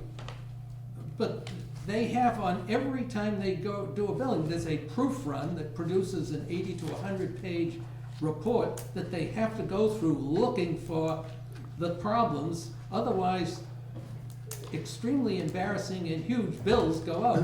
And it, So when do we want to solve that problem? I think that it's addressing the meter issues, which we have. I guess I'm not Meter crazy issues are- over the idea of. Meter issues already approved and, it's going through improvements, isn't it? It's not instantaneous, though. I think it's Yeah. still 2 years plus from at least being 75% of the Which system is- where we're not having all these manual hits. Yeah. And the reason I'm concerned is, I go in and understand, I've worked with Mary Timilty, I worked with Derek, Barbara, and those folks, and I don't think that anyone else has gone and talked to them to understand, why are you doing, it's This is- because of this the is what- system that we're working on. This is what they also done, isn't it? The Raybern Consulting has done. Right. They have gone to the town staff, they have discussed with it. On the second page, they have given the whole example of diagram, what is happening and how it can be improved. On the third, last two pages, page 11 and page 12, they have suggested the improvements. And you're suggesting that we don't need another 2 to 4 people to be hired, correct? No, I'm not saying that. I'm not saying that. Okay. I'm saying that out of the Raybern Consulting suggestion number 1, 2, 3, 4, 5, and 6, we give a go ahead for number 2, 3, 4, and 5 as of now. Which So I that's- second. Yeah, Can I which, just say something? for that, And there's as no a general, confusion. as a general approach of the Yeah. direction we, have no problem with that. Yeah, that's what I'm As saying. long as we're, Yeah. but until we get, without If you making read sure this it all. letter, you'll see he says, "I urge the commission to carefully review the finding from the Raybern Consulting Report attached, as that assessment provides valuable insight and professional guidance regarding operational and financial considerations tied to any potential billing changes." Commissioner Misra is doing what the town administrator wants them to do. So what are you talking about? Okay, so this motion is on the table. Mr. Chairman, you would like to call for the vote? Bill, do you understand the dilemma of those from the finance committee that are looking at these figures? Mr. Johnson has put some of these in the budget, and when you try to So do that. but we are not there on that budget part, isn't it? We can clarify that. As a general because- direction, I have no problem with this. Yeah, so And- what and I'm I saying, think if that's what you're It's the timing suggesting, and it's the I'm money. okay. yeah, It's the timing and it's the money. I don't No, no. object to the money, except that if it's thrown in the face of the finance committee, we got these two things. One of them's gonna fly, one isn't, because it's raising the water rates to 12%, or 11.5 or 12%, okay, or more. I'll give one And simple. so then, it's not you and it's not him. No, no. It's 15-member finance committee. They're gonna outvote you on anything, and they have the I'll give a authority. simple example. Without doing number 1 to 5, you cannot hire people. What we are saying is that, okay, let's do the number 1 to 5 and come back later for number 6. That's a plain and simple scenario. We are not talking about number 6 now for hiring people and putting additional cost. What we are saying is that let's do the work as much as get ready and then basically. How much of the discuss that. borrowing has been approved, Bill, for the meters? Was it 1 million? 1 million. 1.7 million, 1 million, I think it was. and then, in this next town meeting, they would go for the remaining piece. And do you think, Stephen, that that's possible to postpone that for a town meeting or two, or is that? I think the leaders need to be priority. You saw what the abatements going forward for you guys, there's, these KP meters are failing very fast. And it's just compounding the work for the office. Yeah. No, I mean, it's not in philosophy, I'm just concerned that people use finance as a reason to kill efforts that are needed and logical.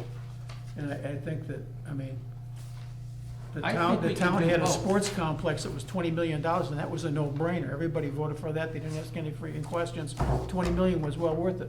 But here, when 5 million to Norwood for water hookup to the MWRA and 5 million over here, this is like the end of the world. So I'm not looking to have that collision. I mean, yeah, it's not, again, philosophically, I understand that they want it, we need a new system. And if you're getting a new system, you might as well get the monthly billing, which is not something I need to have myself personally, but I understand that other people want to know all that information on a continuous basis. So, you're skipping 5 and 6 here, is that correct? We are skipping 6, Just 6? yeah. As a blueprint, I'm okay. We have a problem, and he's suggesting ways to fix it.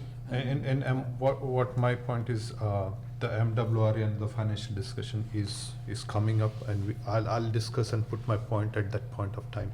As of now, I just want to talk on the suggestion made by Raybern Consulting and move forward with their suggestion from 2 to 5. And I think we can do both. No, what I'm saying, like, I have more points to talk about MWRA and their funding model and other things, but as of now, we are on this Raybern Consulting, the motion is on the table, and then we should move forward with the item We move number forward 2 in to agreement with the consultant's recommendations 1 through 5? 1 to 5, yes. All right, so it's been moved that the commission approve to move forward on the consultant's recommendations 1 through 5 in the Raybern Consulting report. That's correct, yeah. So moved. Any second to that? I'll second it. Yeah. Okay, moved and second. Any discussion? All in favor? Aye. Aye. Opposed, abstained? 4-0-0. Thank you. So we've discussed those 2 items. Move down now to joint meeting.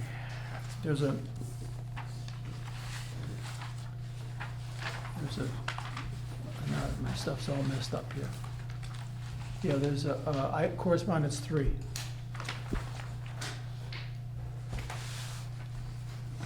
Mr. Johnson has proposed December 16th, a meeting. And he's included pretty much everybody.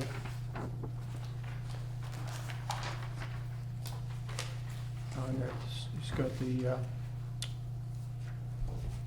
selectmen, the finance committee, different town officials, possibly Mr. Nunnery and Mr. Mattson would be there. And he's saying, I expect to provide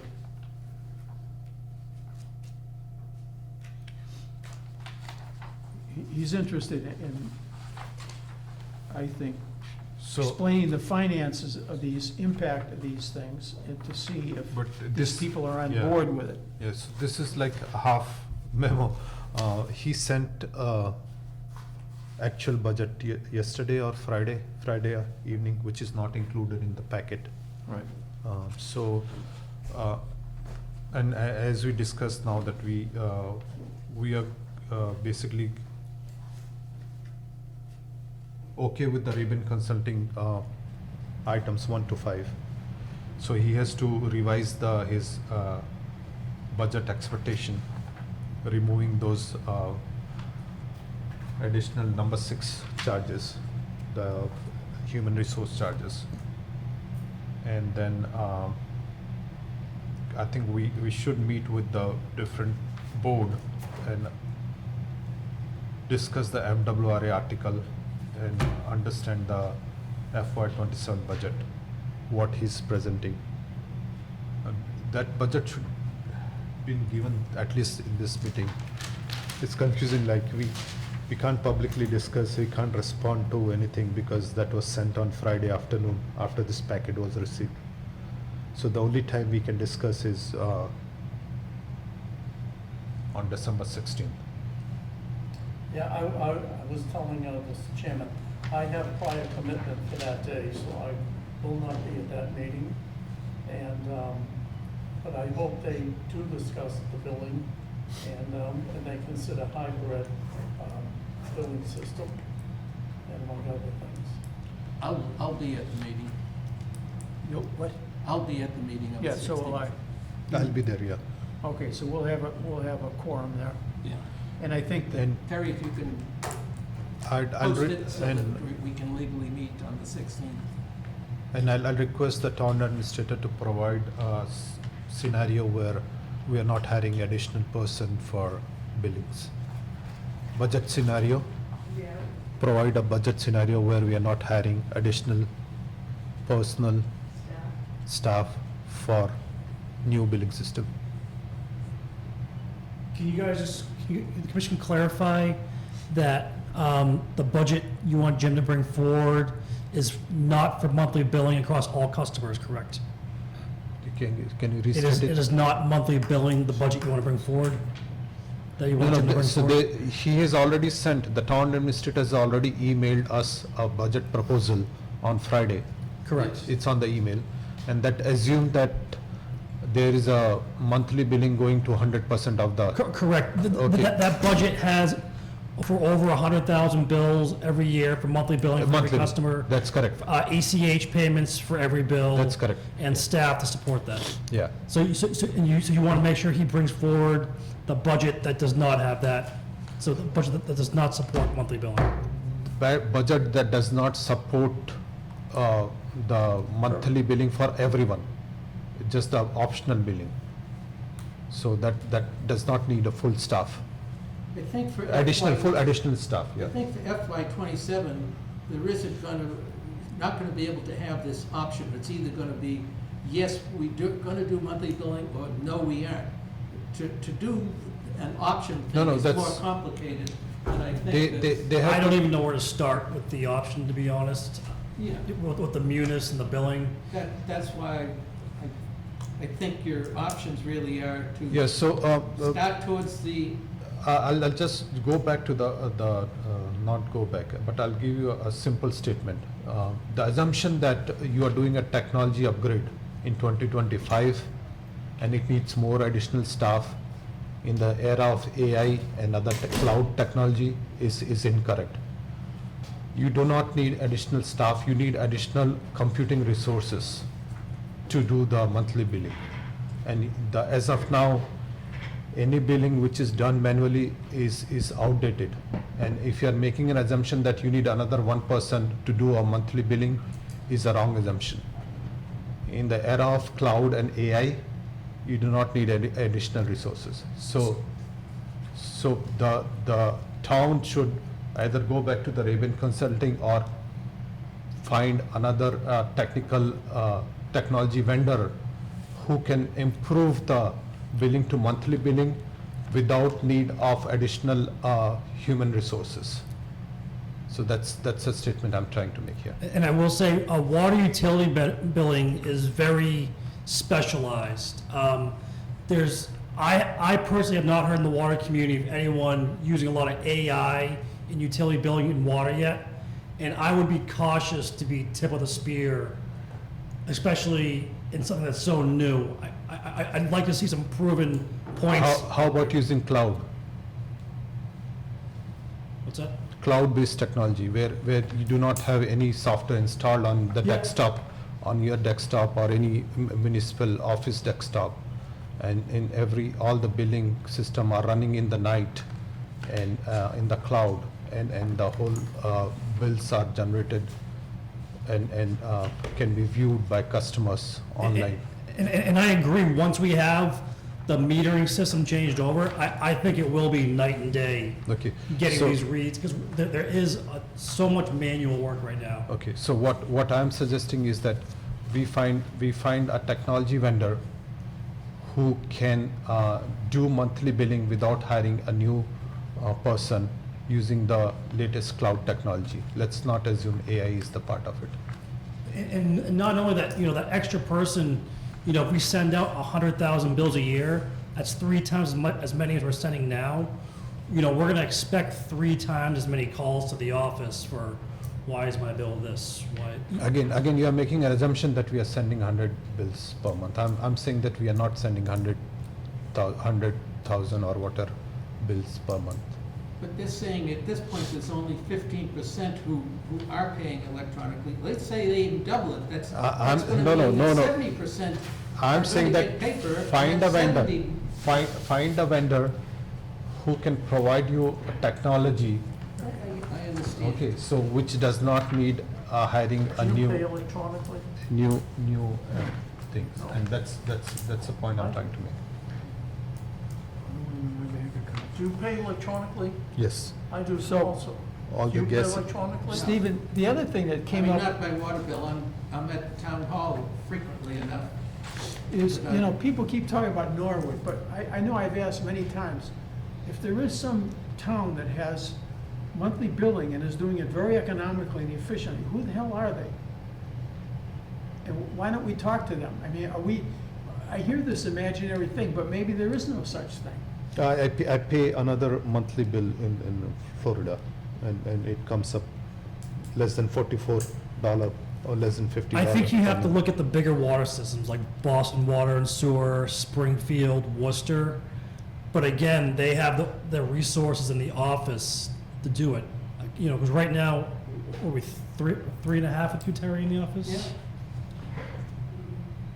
You know, if we had an office staff of, 6, I think, we have the workers to do it. And that's what the bigger utilities have. Well, the real thing that confuses me, and if you have the up-to-date meters, and you have the mechanism to collect the data,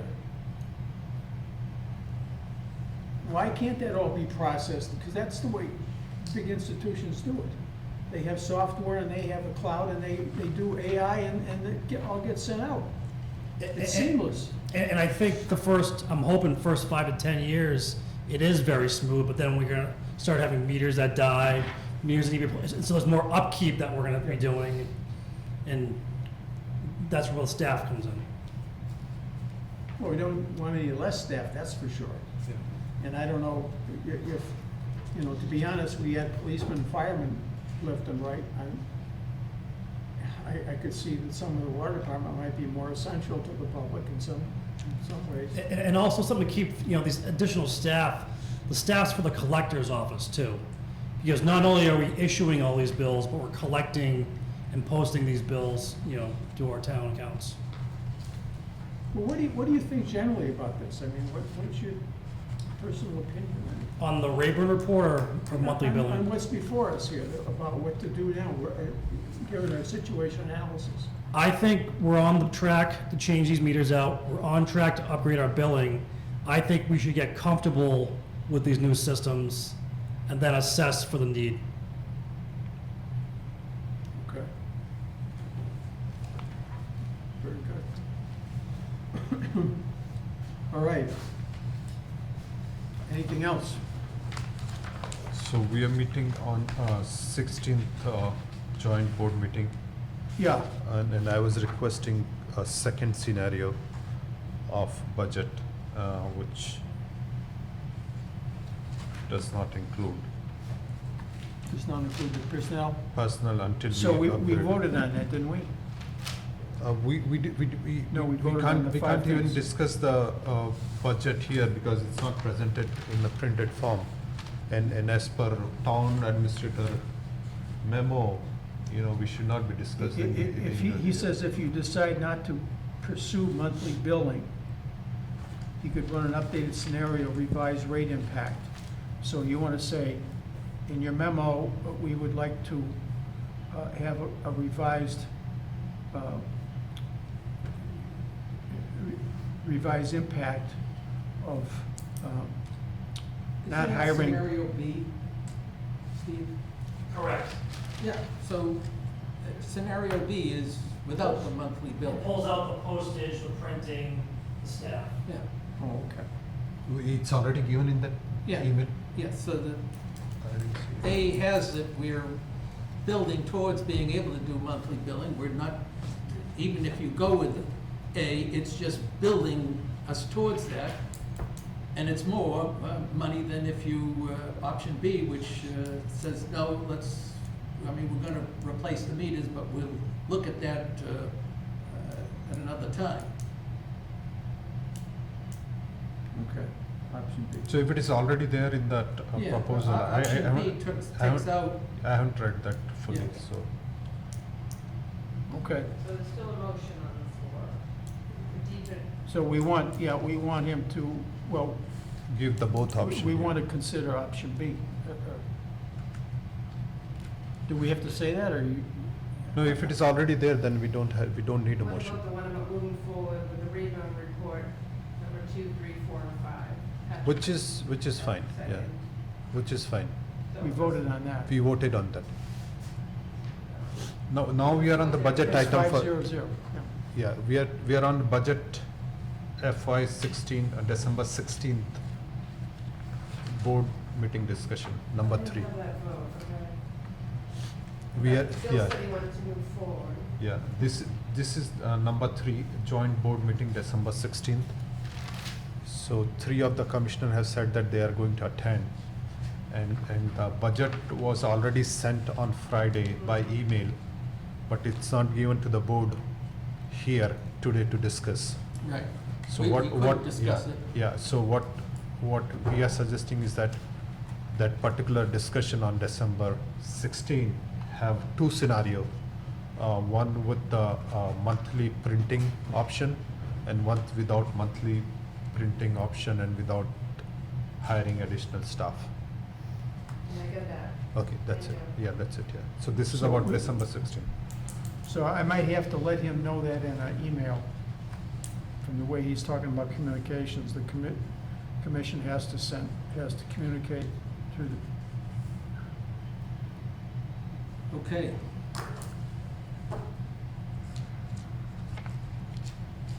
Shall we move to number 4? yeah, I guess anything, well, yeah, we'll discuss it under our regular agenda. I fee, Bill Abbott has given us a handout and document to consider. Idea of reintroducing I&I info and infiltration. I thank you for that, Bill. I think you did a nice job of laying out all the history of, It is just that we had, not necessarily a formal proposal, but we had had some discussion, and I'm saying, outlining why I say that we should not do that, should not make the same mistake that we did earlier. And right. Anybody have any thoughts on that? I do. Mr. Patrick? First of all, Patrick Fasinello. I did read what he wrote, and it's basically, when you get down to it, he wants the ratepayers to pay for people who come into Walpole with projects and to use the infrastructure here and not pay their fair share, or any share, basically, but to put everything onto the ratepayers, specifically on the sewer ratepayers, who pay enormous rates now. So, if we do not have an I&I fee, where entities that are using our infrastructure, which the ratepayers have paid for, it's a great infrastructure, it's actually, I can say this, it's the best on the MWRA system, because we did not have any problems during catastrophic events that other towns did. We have no outfalls, and we have no sewage running down the streets, and it can be a disgusting mess, because we had I&I, and we use those fees to maintain our sewers and to keep them running, even when they're stressed. And that's basically what the I&I is about. Because generally, the sewers run fine, except when there is exceptional problems. But we we're forward-thinking and we use that money from the I&I fee to prevent any horrible things happening during these events. Now, should the ratepayers pay for this, or should the people who are gonna make the money, the entities that are going to connect up to our sewer system, should they pay for this?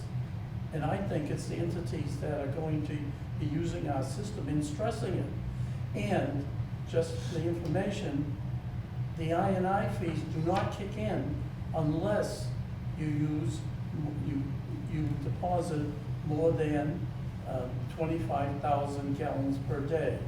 And you'll notice that in the beginning of this meeting, we had a project coming to town, and they were just below the 2,500 gallons per day, because probably they understand that that would be in effect.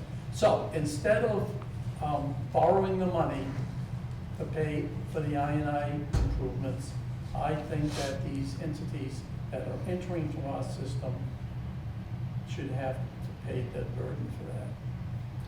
So that's it. You have Mr. Abbott, who wants the ratepayers to pay, and you have me, who wants the companies that put it in to pay. That's what it boils down to. Well, maybe Stephen can make a comment. I would just say that there could also be a change in the entry fee for projects, which would be Okay. I&I. That's another whole And story. that, well, that's the whole story. We're looking for revenue, the town's looking for revenue buckets. The town administration doesn't want to do I&I because it's a futile legal battle. It goes on forever, it's expensive, and it's time consuming for everybody There's never to been a fight legal for it. battle. There's no automatic money there. So they'd rather have it another way. So if we can just change the entry fee aspect of it, you'd get around making people pay for broken pipes that were broken by somebody else. Is that your motion? No, I'm just talking. I just want to remind the commission, in our current rate structure, over 15,000 gallons, it's a 1-to-1, 1 gallon in, 1 gallon out. So like this project that came before, for 22,000 gallons, he would have to find 22,000 gallons to remove. So how much is he paying per gallon? Well, we currently don't charge a fee. We have to find a project. We have an Okay, entrance fee. that's the whole point, Superintendent, is who is going to pay for this? If you don't charge a fee, who's paying for it? They're gonna pay the 67 units, and That's each not a one's gonna rhetorical pay, question. I believe That's it's not- 2,200 is the. Commissioner entrance Abbott, I'm fee. talking. I'm I have talking a too, question Pat. for the I'm talking and you're superintendent. just babbling. You know, who's gonna pay? They are paying $111,000 when the fee comes up for them. And that is Sewer. that's going to I&I. cover it. No, that's going to entrance fees, Entrance fee. Yeah, and what's the entrance fee cover? the sewer connection. That's only the connection? What about maintenance? And what about, That's going to be in their quarterly sewer bill, okay, you're saying how did you compute that number? based off our rates, off our entrance fee structure. Okay, and what is that for let's say you put in 1 gallon? What is the? That does the not, cost? that's just the entrance fee. There's a separate section on I&I, the 1-to-1 ratio, Okay, above 15,000. how much is that? There is no dollar figure tied to that. Okay, we need a fee. That's what the town needs to develop. That's what your department needs to give us. Give us a fee that's it's called adequate and appropriate. Okay? An adequate and appropriate fee that we can justify. You need to talk to the Director of Public Works on this, because he understands what that is about. So if Once you have a fee, then we're all set. Mr. Chairman, the problem with an I&I fee charging to a new user is that it is used to correct some problem that already exists in the system before they came in at a totally separate spot of the system. And that's what the problem is you're making them pay for something, a specific benefit that they don't get, that's spread across. maintaining the system is the responsibility, just like maintaining our water system, of the entire customer base. No, I heard, he's quoting exactly what the lawyer Okay. told us. But Mr. Abbott is not understanding, and sometimes the lawyers don't understand it. The point is that the I&I fee is not for the everyday problems that we have, the flow in the sewer. It's when there's a catastrophic event where the sewer begins to overflow.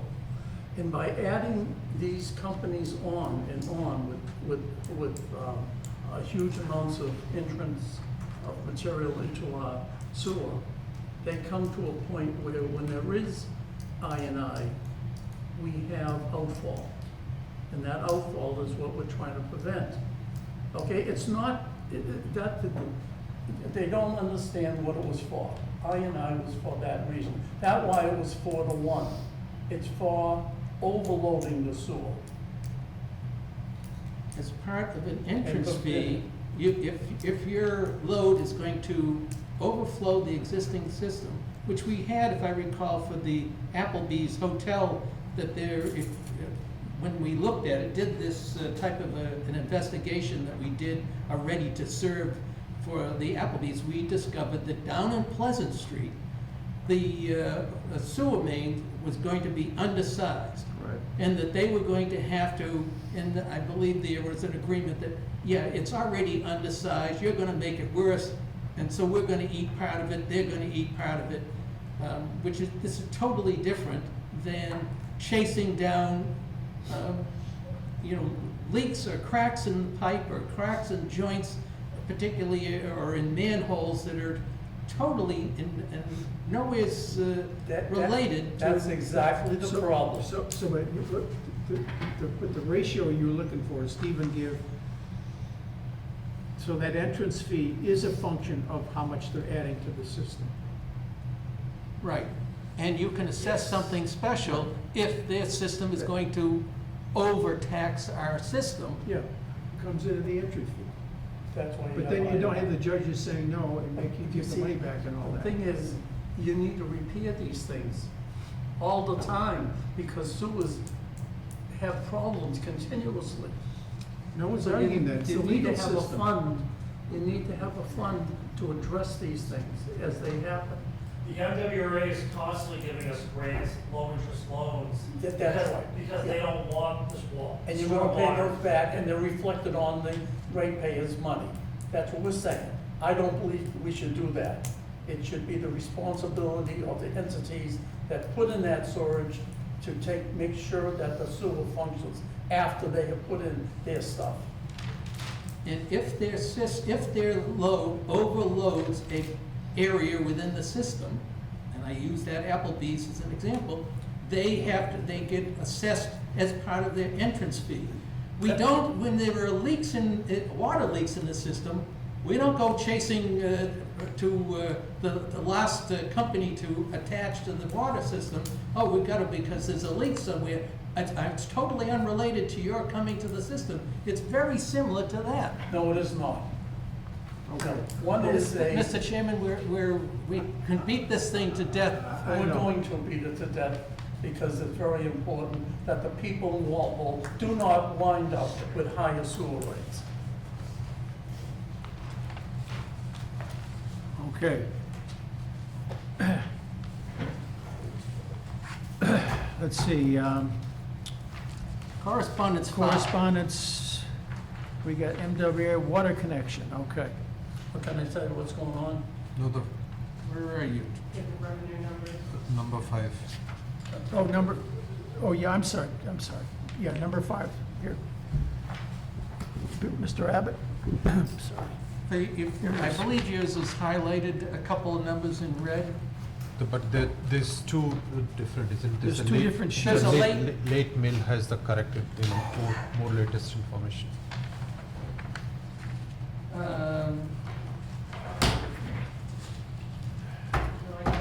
Did we get the production number? We got the revenue number for Yeah. until 11/30, November 30th. Number 5 is October. The late mail is for November. November. Yeah. So, what I can tell you on number 5, which is coming, which is looking at the October, the reason that there was highlighted in red was that there was a large bill paid early. And that's why they were looking, hey, that's an unusually high number. The late mail, which is now dealing with November's numbers, you can see they're back more normal.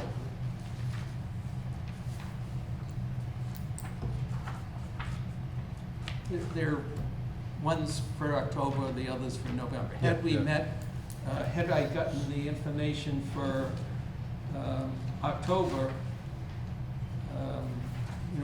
in a time that we could meet, it would have made the meeting, we would have already had that. So we as of now, as of November 30th, we have 3.4 million actual YTD for water. And 2.7 for sewer. sewer, right. Okay. So that's good. Okay, Okay. thank you.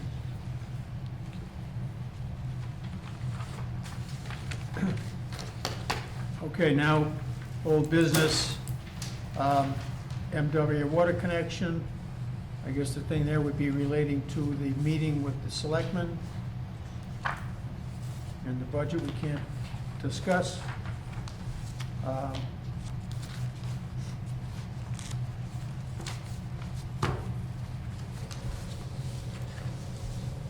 So what's the update on MWRA water connection? We haven't received any update from Weston and Sampson. He's talking about, he mentions there's, the MWRA, he mentions that there's two key numbers. One is 5 million connection with Norwood, and the other is the pumping station for 5.2 million. So those are the two things that would have to be, he thinks would have to be bonded. We had proposed having a capital fee similar to the meter fee for the payment of the $250,000 a year to Norwood.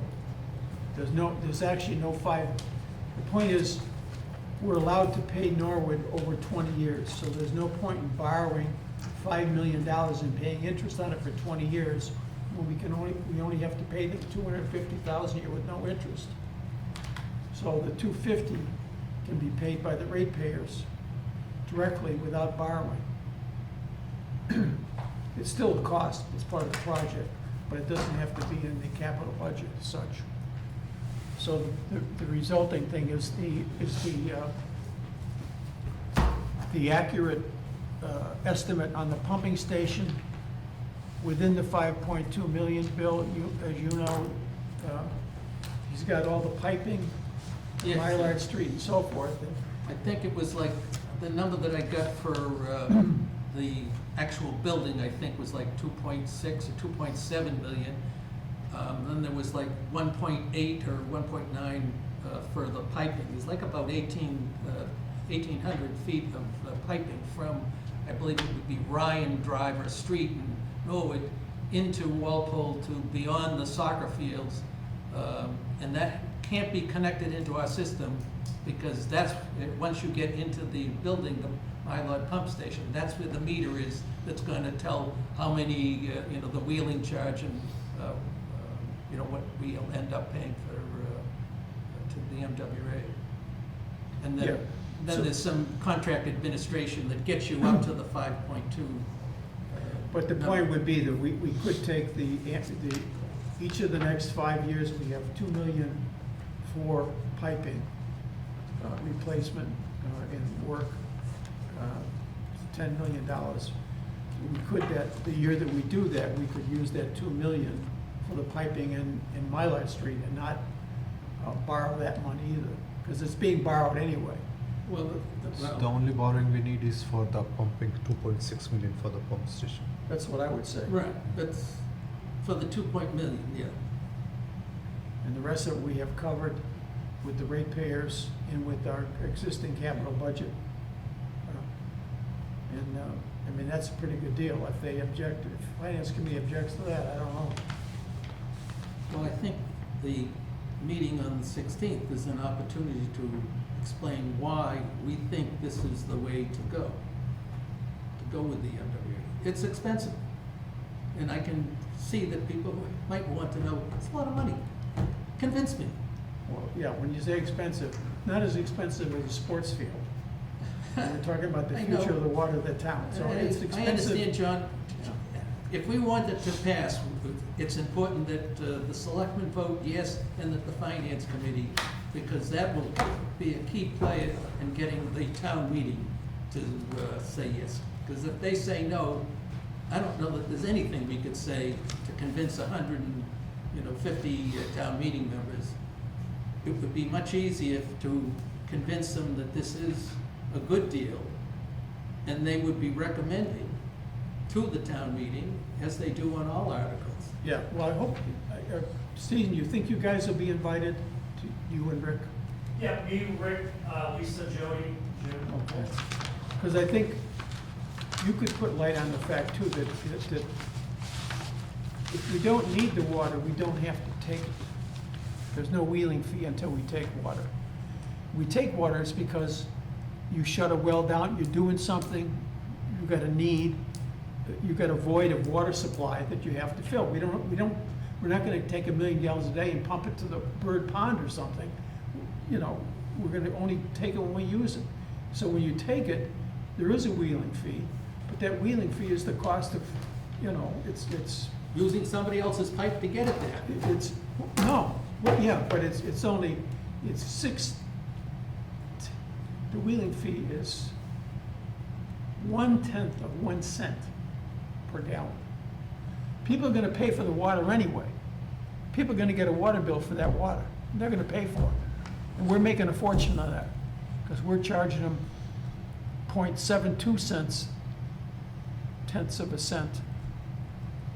And we're paying, on your variable cost, you're paying even less than because of all our administration. But from a Norwood point of view, we're winding up paying 0.69 tenths of a cent instead of 0.72 that they pay for the water under a normal parameter. And I think, you know, in Jim's last memo, right now, we're looking at probably only taking $250,000 a day on average, starting off. Yeah, and you could feather that down as you You need to use the need to. mic because they can't hear you. So I know, they should be listening to you. And in Jim's last memo, you know, we've been trying to narrow down a number. Starting off, I think we are going to be sticking with the $250,000 a day on average, you know, as we get used to the connection. But I guess my point would be, when you do that, you have a choice of pulling $1.9 million or $2 million from Walpole, but you choose to take. Correct. It was the scenario we run was like 100,000 in the winter when we don't really need the water. In the summertime, probably $500,000 a day supplements. Yeah, You know, and then as time goes on, if things happen, we can ramp up because we'll have the water available.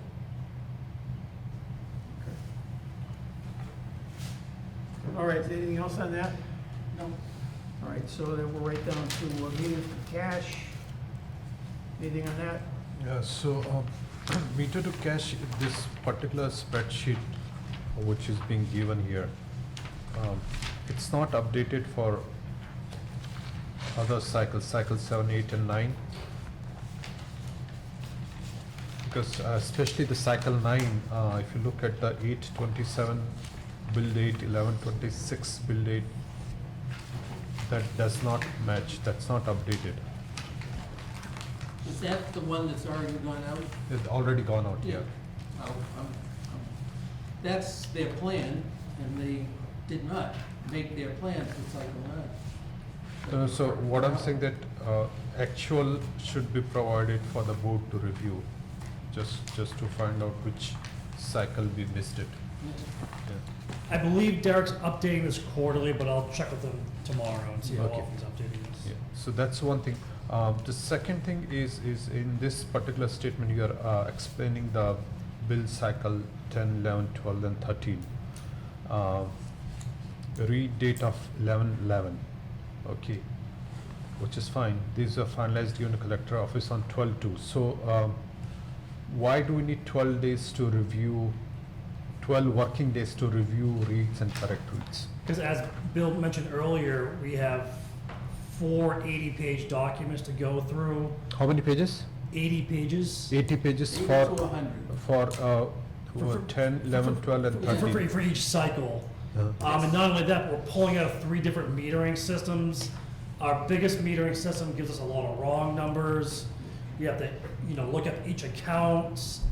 So, it's not a, we are wrapping on the deadline for a lot of these cycles. So the 12 working days, can you just explain to the board what are like day 1 to day 12? Day 1, they generate the bill runs, and That then, produces a proof list. That's, Yeah. the proof list is that 80 to I 100 must, page thing. please, Yeah. let him explain. Yeah. so for instance, right now, we only have Barbara and Derek, so they split up, they each get 2 cycles. Let's say they each get 3,000 accounts each. Why 3,000? This is just 4 bill, isn't it? 4 bill cycle. 10, 11, 12, 13, how many they'll have? Actually, it's 6,000 total, so maybe they get about 1,500 accounts each. 3,000 water and sewer bills. So for each account, they have to verify the water and sewer. And the most manual part is, there's a lot of, ones that are overestimated because it comes as 999s. They don't come in with the read is wrong. They have to estimate. And for instance, they still had to estimate 245 after they've already corrected a number of these bills already. Okay, so that is day 1 or day 2? Like, That's day 2 through 12. Well, 2 through 10, leaves about 2 days to touch up the last couple errors. I do a final look through on the last 2 days. It leaves them about 8 working days. for let's say the 300 bills. No, 3,000 bills apiece. But out of 3,000, you're saying that all are, you need to proofread everything, or? No, there's an exemption list, but it's just, like, they do one cycle, and there might be 200, 300 accounts that are not lining up. So they have to go into each account, go to the metering system, is the number right, is the number not right? If the number's close, they have to go in the history. If it's not working, they have to estimate. It's a very manual process for each account that's not working. And then sometimes in the meantime, they're trying to call the customer, trying to get a manual read. If the customer will text or email us a read, or we'll try and get out there for a read. Meanwhile, they have calls coming in, dig safes, customer inquiries. Okay. So, This isn't their only job, 7 hours a day. yeah, so what I'm trying to find out is that when you say if they're handling 10, 11, 12, and 13, the number of bills are 1,500s. Because 1,500 reads, so each billing person gets 3,000, they're handling 3,000 water and sewer charges, I guess. So a number of accounts is cut in half. yeah, 15, yeah, number of account is same, isn't it? Because the reads will give yeah. the both water and sewer charges. Correct. And out of 1,500, you're saying that 300 bills are incorrect or need some manual intervention. I would say it right around there, yeah. So- For each cycle that need investigation. So 20% is bad. Whether the read is bad, or they have to go to a separate place, they can't import automatically. So like, for instance, anything that's on the Metron, or the beacon system's seamless, or maybe they're a manual read, they have to find the read, whether it's someone reading it, going to a different website and manually punching it in. Okay, so. And if it isn't available, at that point, they start their estimation process. What happens to the other 70%, other 80% of the bills? They still sit on the desk? They're kind of waiting in the bill run until, once the bill run's complete, they hit a button and then it transfers to the next step. So they wait for 12 days to basically, even for the meters which are working fine, they have to wait 12 days? No, for instance, maybe they spend 2.5 days on cycle 10, 2.5, 3 days, cycle 11. Give themselves a 2-day buffer at the end. Because a lot of times they work on reaching out to the customer to get the actual read if their meter's not working, so we can bill them accurately. So we could be waiting for an email back or for Nick to get out there and read the meter. And this is a secondary question, which is, why do we wait until the billing date to find out that meters are not working? Can't we figure out beforehand? So I've had Bill do this numerous times. Our billing software actually has a shortcoming where it does not generate a report for us. No, your the AMI system or other meters. No, so the KP system, a lot of times it might give you a wrong number or a 999, and you won't know that until you do the bill run, and it generates a bill for like $30,000, and that's their flag. I need to go look at that one. That one is not correct. Does that make sense? Yeah, so your initial meter reading system itself, you don't have any flags to find out. There are some tampers, but it's quirky. It's Okay. I feel like when it first came out, it was great, but for some reason there's a lot of these accounts that just don't line up, and then if they don't, we have to catch them, and then do more investigating to find out what the real reading is. Okay. And so that's a problem. I feel that is the biggest problem, that your team or office needs 12 working days to find that. And I think if everything was on the new software, the process could be just a day or two of just confirming. Okay. Because, you're gonna have confidence everything's coming in correctly. Okay. And next question is, why does the printing vendor need 7 days? They've gotten a little bit longer. That's their standard. Can't we So find another one? there's not a big market for printing bills these days, especially the number of bills we print. There's just not many companies that do it, and they are just that backed up. So for instance, we send a text file to them, they decode the text file, and they create your bill from our text file. There has to be proofs that go back and forth. So your billing system does not generate the PDF, final PDF? We can do them individually, but not for a whole bill cycle. Okay, so your whole software itself is not adequate. So when you look for the next software, make sure that the PDF is generated at your end, and the vendor which you're hiring to print is just printing the PDF. Yeah, we have a whole laundry list of things that we want. Yeah. So that's the biggest problem. Yeah. Like, So like that one instance that you're picking up on now, there's a lot more. Just like I was saying, I have to use Bill to find estimates. I use Bill quite a lot with this Python program because there's so many shortcomings in our billing system. Okay. Thanks for that. Yeah. Okay. That about concludes everything. Make a motion to adjourn. Second. All in favor? Aye. Aye, opposed? 400.